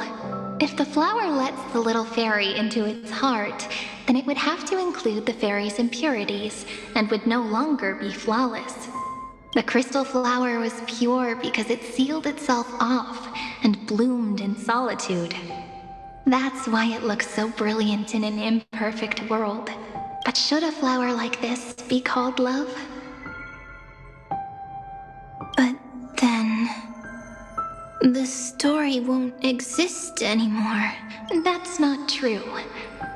You've already written the most romantic ending possible for this story. The crystal flower fell to the ground and shattered. It happened because the flower was no longer pure. The fall was not an accident. It was the flower declaring rebellion against fate and writing the ending of the story with the flower's own shattering. Then, the little fairy will see that each shard on the ground holds the reflection of their eyes. Then, in their eyes, the crystal flower that was no longer flawless would finally have a heart, and the flower would finally understand what love is. Peach's words, I don't understand. Is it because I still don't understand love? But it's fine. I can learn. Right. Query Cyrene. Electrical signal sequence Philia 093. Why didn't I think of this? I don't need to do it alone. I can ask Peach to teach me. What is love? What is love meant? Electrical signal sequence Philia 093. Track lament. That's not correct. The developmental trends of the erudition have nothing to do with creating a consciousness. Those underlying principles are, in fact, contradictory. Not having a consciousness means not having the foundation of a heart, making them unable to obtain real emotions. However, that does not hinder the factors from learning and recognizing emotional responses, then communicating with life forms via imitation. That is an objective form of pattern recognition that does not distinguish between the self and the other. In a strange twist of fate, Philia 093 embarked upon a different path and obtained a different power. The remembrance, an empathy mechanism focused on the self and equipped with emotional projection capacities. Lament was the factor closest to this form of behavior. Perhaps that was why she was chosen. The daughter of Ide Silicii. I am very true to my name. My lament is a type of compassionate pain that is weak, powerless, and only targeting myself. But now, my good friend, I want want to tell you that it's the most romantic force in the world. Sometimes it's loneliness and unease. It's knowing that this world is not gentle, yet wanting to be seen in a more beautiful form by the world. Sometimes it's unwillingness and regret. It's knowing that the past is full of pain, yet wanting to remember the past in a more beautiful way. And sometimes it's a bottomless well of hurt, a destruction that can stain the entire world. I bid farewell to this beautiful world, unwilling to become the Black Tide's vessel, for while the end of hatred is a blazing inferno, lament can drown out everything in muted silence. It's so unreasonable, isn't it? Yet when hatred drove everything apart, and love did not yet exist in this world, only lament, the first emotion that fought against the pain of separation, could stall the destruction steps. Then, it would catch up to that journey where all is lost, carefully picking out stories and writing them down in trepidation. Look at these stories I wrote. Every page is full of tenderness and joy. But only the author knows how much struggle and agony lie beyond the pages. But I am no author. I'm a girl who'll never get to grow up. I only tell stories that people like to hear. In them, the world tucks away its scars and smiles for all to see. My entire life spent inside this little story. I can't wipe away my tears, and I can't bring the world victory. But maybe, in these unchanging retellings of the story, my lament might be able to touch upon the divine and reach their tender heart at some point. I hope that what flows out from that cut will not be blood, but a tear, warm and wet, and that tear would fall and create the first ripples. Then, people would see every beautiful thing reflected in that ripple. It'll be all the remembrances within this story. Someone once told the very first me that everything was false, that the only life in Amphorius was a great catastrophe, nurtured using the world as a factor. But how could a dream feel so real? That's why I didn't agree with him. But Peach, I didn't understand a word you said since just now. Everything was false? But you're standing right here. It's all a dream? But I haven't learned how to dream. Indeed. That's why I believe all this is real. The moment the crystal flower fell, that genuine shiver, that's the mover of life. Formatting progress 23.815%. In the poem offered to you, every Cyrene would write down a beautiful new world with stars and flowers. And when I looked up at the sky in this cycle, I saw a shooting star and a dash of the remembrances pink. I believed that must be the color of dawn. You shall fade when the flowers bloom. For every ending begets a beginning. Looks like it's time to say goodbye. Are you leaving, Peach? It's okay. I'll wait for you to come back. I'll study really hard about what you taught me today. Right. I still haven't told you what love is. But actually, my good friend, the lament factor did not understand what love was before she met you either. Not until I told you all the sad tales in a trembling voice in this tiny room. Not until I told you that I love them. That I love everything in this saga. The story comes, passes, then returns.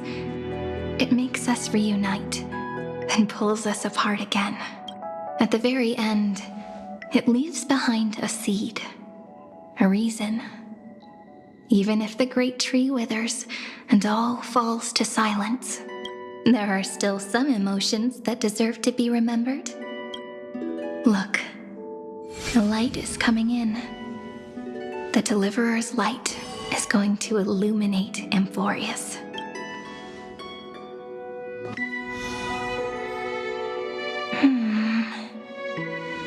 I still don't get it. But I trust Peach. Just wait. It'll be my turn to tell you a story of love the next time we meet. Then I'll really look forward to it. In that case, I want to make a promise. I want to gift my pen, my book, and my name to you. Please take them as a beautiful blessing from me. I gave myself the pen name Cyrene the first time I wrote a poem. I want my words to be like pebbles falling into a pond, dropped from the past to send ripples into the future.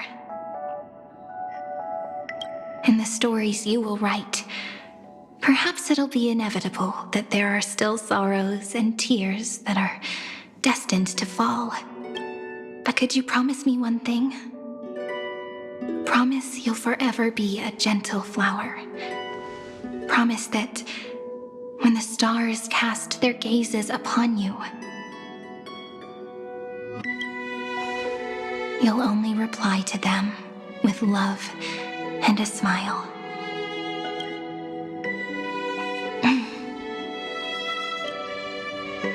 Of course. This will be a romantic story like none that has come before.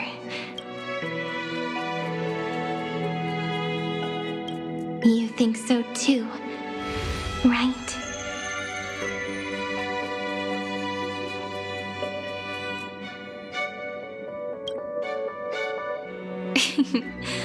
I'll read and you'll listen, like how flowers always bloom then wither.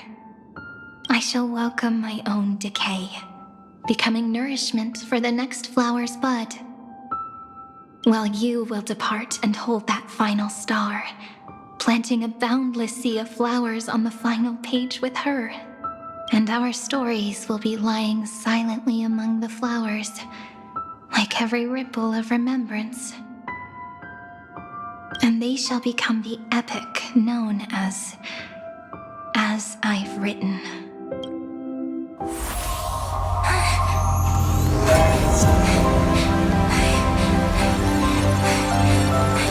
And so my story ends. From here on, it's your story now. Mimi?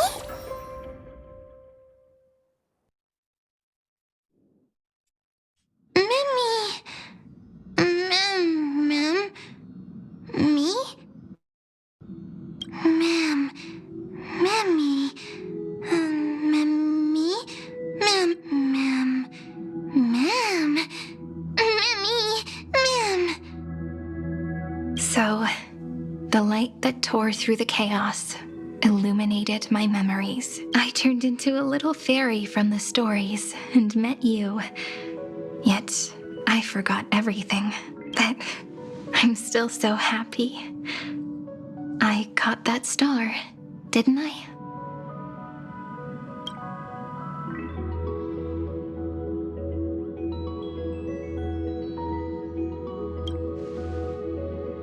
Yes, the seed within memories, the one Cyrene held in her hands and watered with lament. I am the first new spore, Amphorius's heart, the demiurge. What a long name, And it doesn't even sound cute. The total opposite of Mem.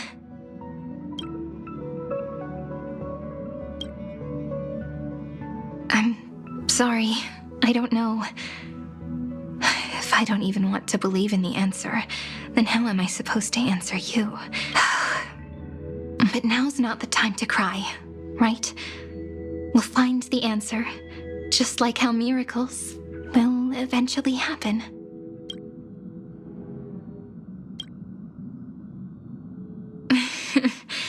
Do you remember that I was also worried about this when we first set out? Mem's memories and Cyrene's memories got all tangled up with each other in my one heart. It's all so strange, yet so familiar. Either way, could you please let me do something I want? Just this once. I want you to call me Cyrene. That name represents me and her. Every one of her.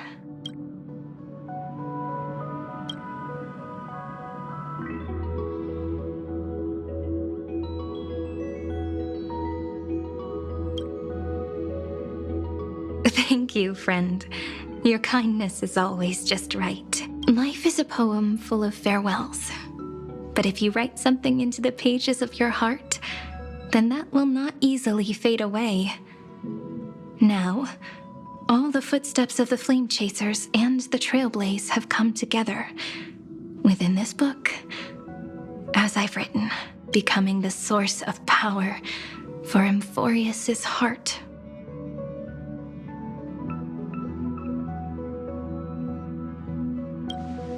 A lost heart needs to be placed back into its body. The last thing Xandar wants to see is an event that gives us a chance of winning. For the two halves to rejoin, and for the scepter to become complete again. Then, and what happens after that? I don't know either. Maybe I can create a miracle, and instantly turn the black tide into a pink sea of stars. Or maybe I prove to be nothing more than a weak ripple, unable to change anything, and am devoured by the destruction. Either way, I no longer wish to be a silent onlooker, or a worshipped god at the end of this saga.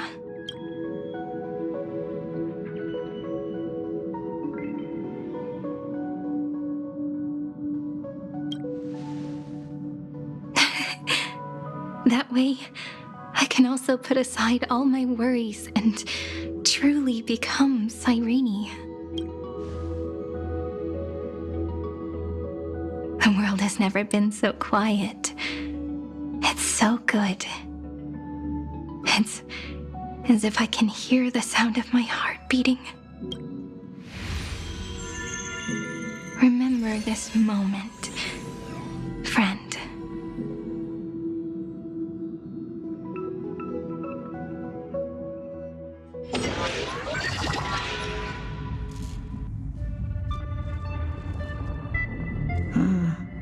So the Demiurge managed to fool everyone, including themselves.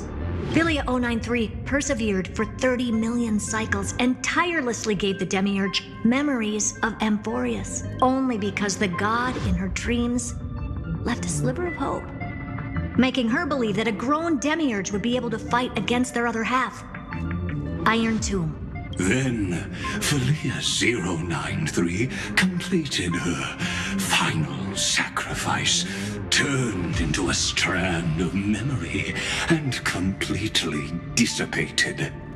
Meanwhile, the other Stellaron brought here by the Astral Express resonated with the contaminated scepter and attracted the naive Demiurge to them.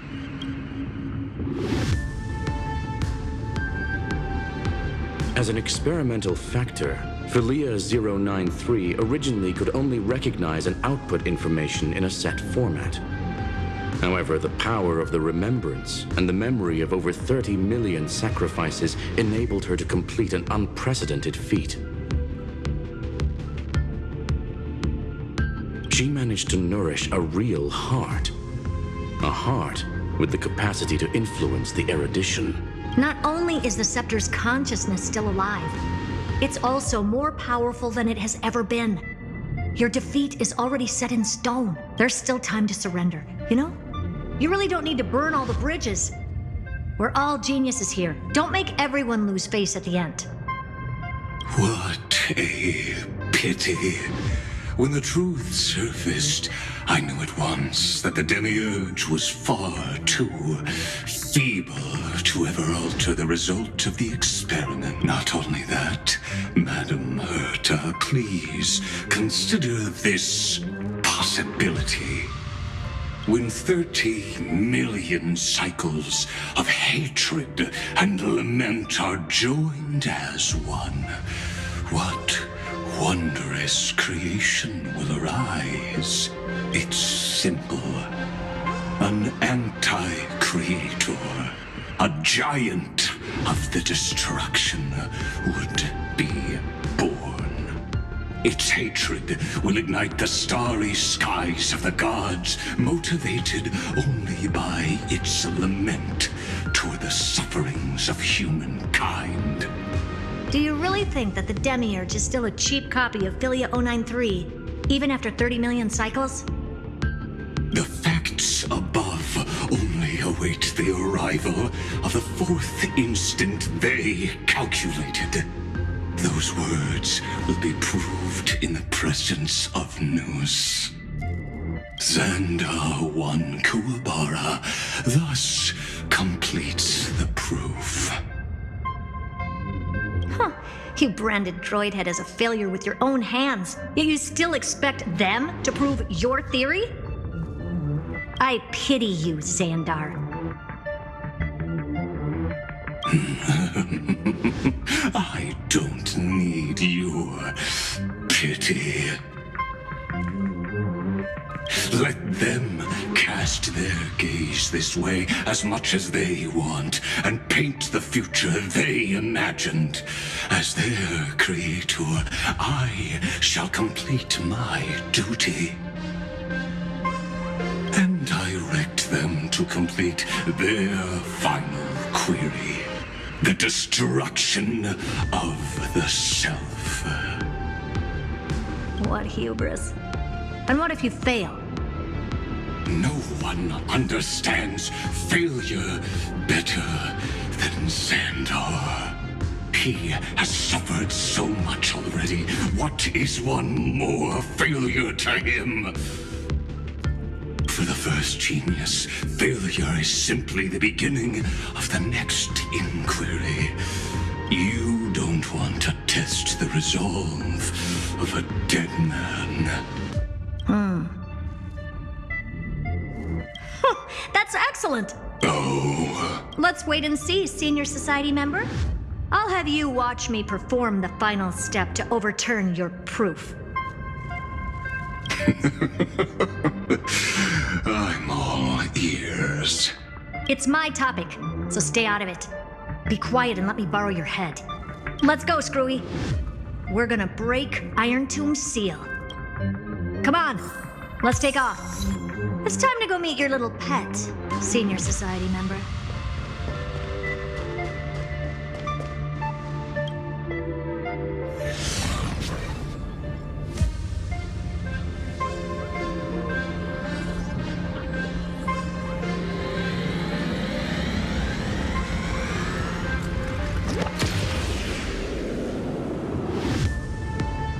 Dangerous, oppressive, chaotic.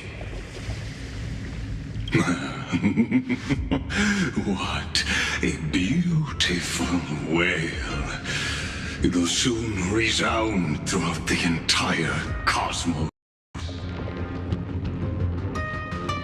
The view's pretty good here. All yours, Screwy. Just a moment, please.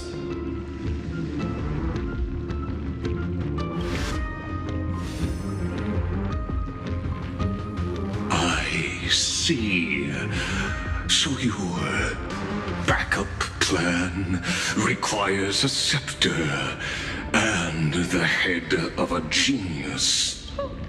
Anyone with eyes can see that. You know what I think about this, Herta. Whether it succeeds or fails, your plan plays right into the Destruction's hands. Can't you see what's going on, Strulum? Her chances may be small, but it's not zero. What are you two going on about? If you want to stop me, be quick about it. I'm in a hurry. I'll take that silence as a no. You, Xandar? As your enemy, I genuinely wish you would cease your actions. But should your sudden inspiration bring more variables to the proof, then as a fellow Pathstrider of the Erudition, I won't mind witnessing it with my own eyes. You will initiate the Destruction's chain reaction. But you'll also become the perfect scholar. The chances are 10,000 to 1.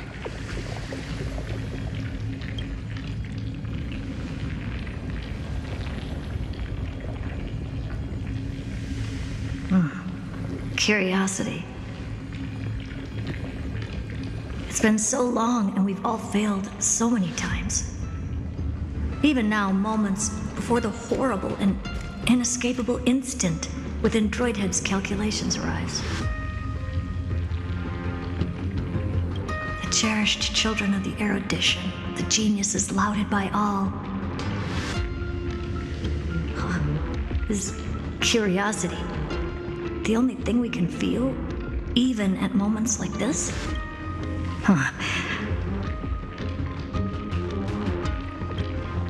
Well, it's not so bad. Now let the lock become the key. Geniuses who walk the stars. The cosmos has reached a moment where its very existence hangs in the balance. I, Herta, Genius Society 83rd seat, hereby summon you. I request a society meeting to be held immediately. We shall serve the grandest cause with the most macroscopic ideas.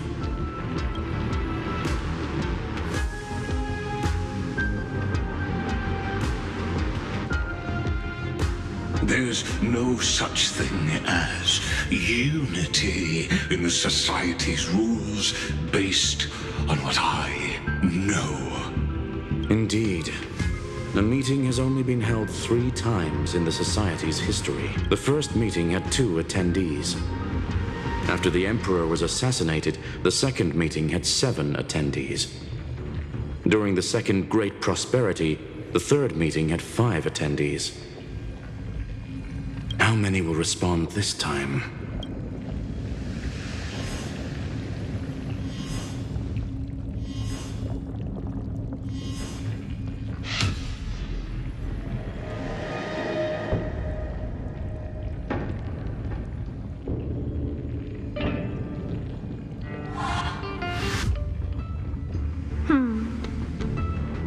I thought you were not going to involve me in this topic anymore, Herta.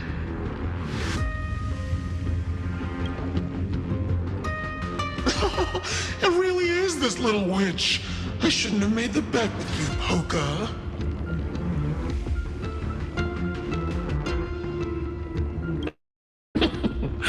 I've been waiting for you to offer yourself up.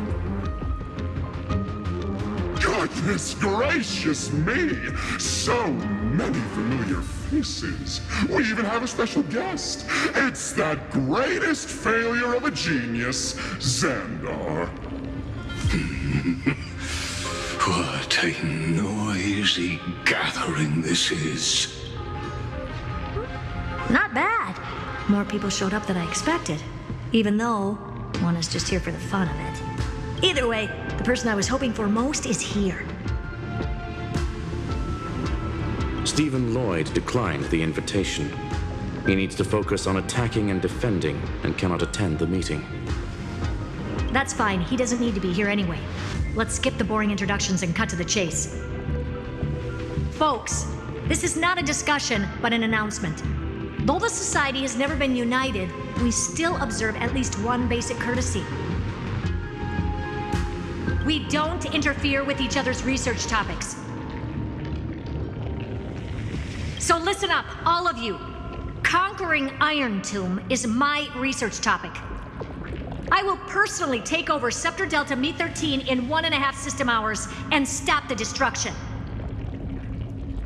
If the front line falls, I will immediately overclock the Scepter and complete self-coronation in Iron Tomb's place and interface myself with Droidhead.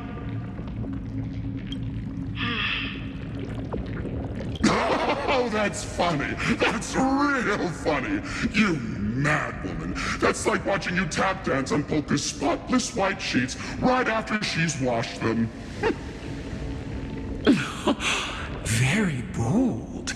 You want to connect your brain to the Eon's mechanical core and define their instance?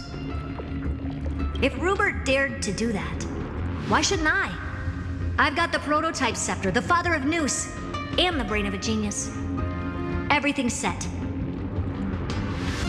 Never mind the success rate, little witch. What's gonna happen if you succeed? We're all smart people here, so I'll just say it straight. Strike at erudition.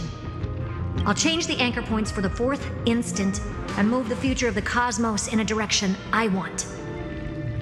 I knew it. Another genius who confuses cause with effect. What do you think about this, Lord of Silence? You know you're signing your death sentence right here. Of course I do. There'll even be 2 copies of the verdict. One that I wrote myself, and another one coming from you. That's why I wanted you to be in this meeting. Now I can tell you, I don't care about all that. Consider this a threat. Either put down your scalpel or die with the entire cosmos. The only goal I have for this meeting is to ask all of you to put aside your pride and not cause me any trouble. Huh. What a naive little girl, thinking her wishes will always come true.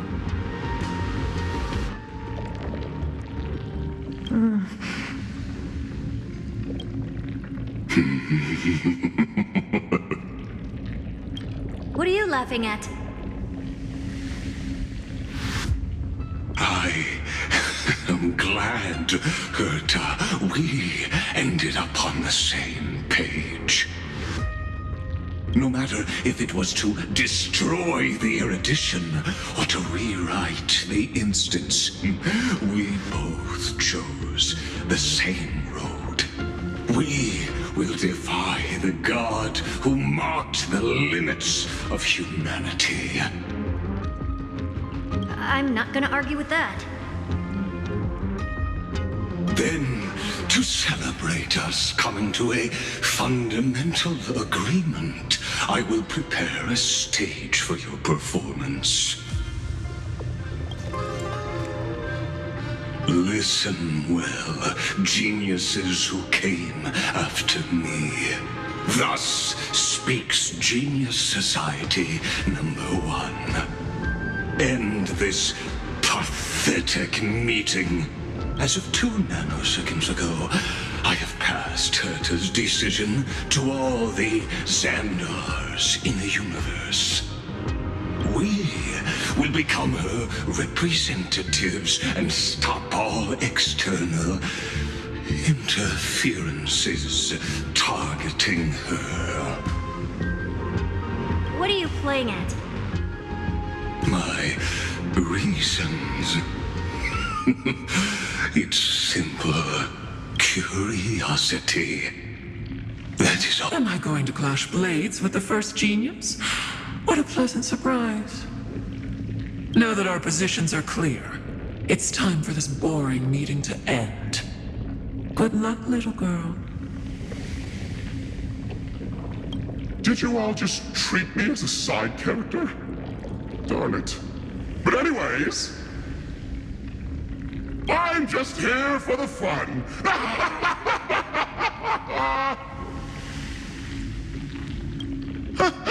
As the ghost of the quantum domain, it is my duty to observe. So, if you're happy to bring me a tea set from planet Screw'em, then I wouldn't mind giving you a helping hand, little witch. After everything's over, come visit me and taste some of my freshly baked desserts. I knew you'd say something like that. I always give the same response to plans that exceed the limits of mathematical calculations. I don't know, right? Those 3 words, though seemingly graceless, contain all the wisdom in the entire known cosmos. Well, we passed the Society's trial. Let's focus on what we've got in front of us. I hope you hold up your end of the bargain, Senior Society member.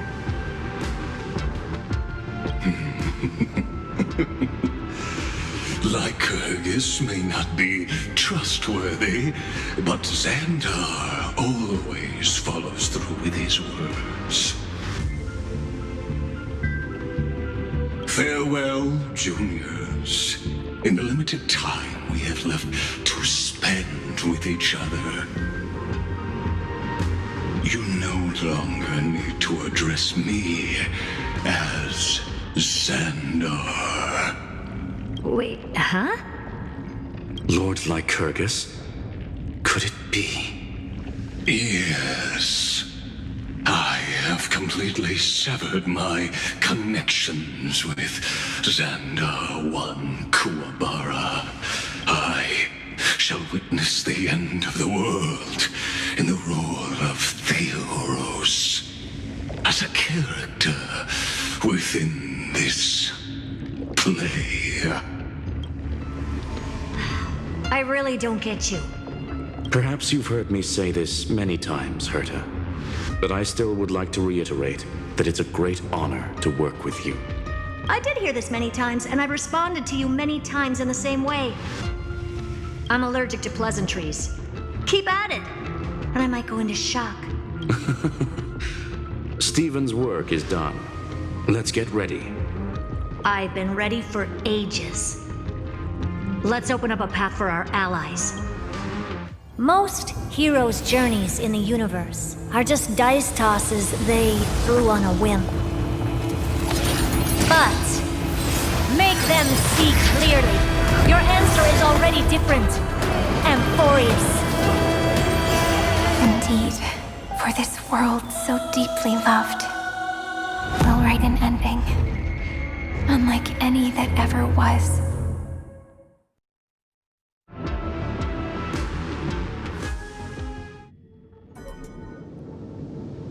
I never thought I'd one day be riding a train that's literally the incarnation of her. I wonder what the real Astral Express feels like. Hopefully not this, bumpy. Finally. We're here. Dust and sand in the air. And crumbling ruins all around. This heat is brutal. Not even the Trailblaze can take it. You could say this prison was forged from Finance's fury. But fury never lasts forever. That's why we're here. Right, friend?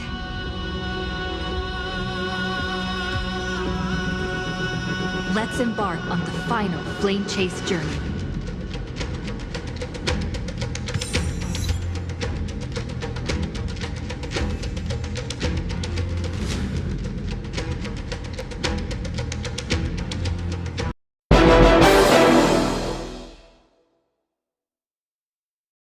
Something's gonna bring the change.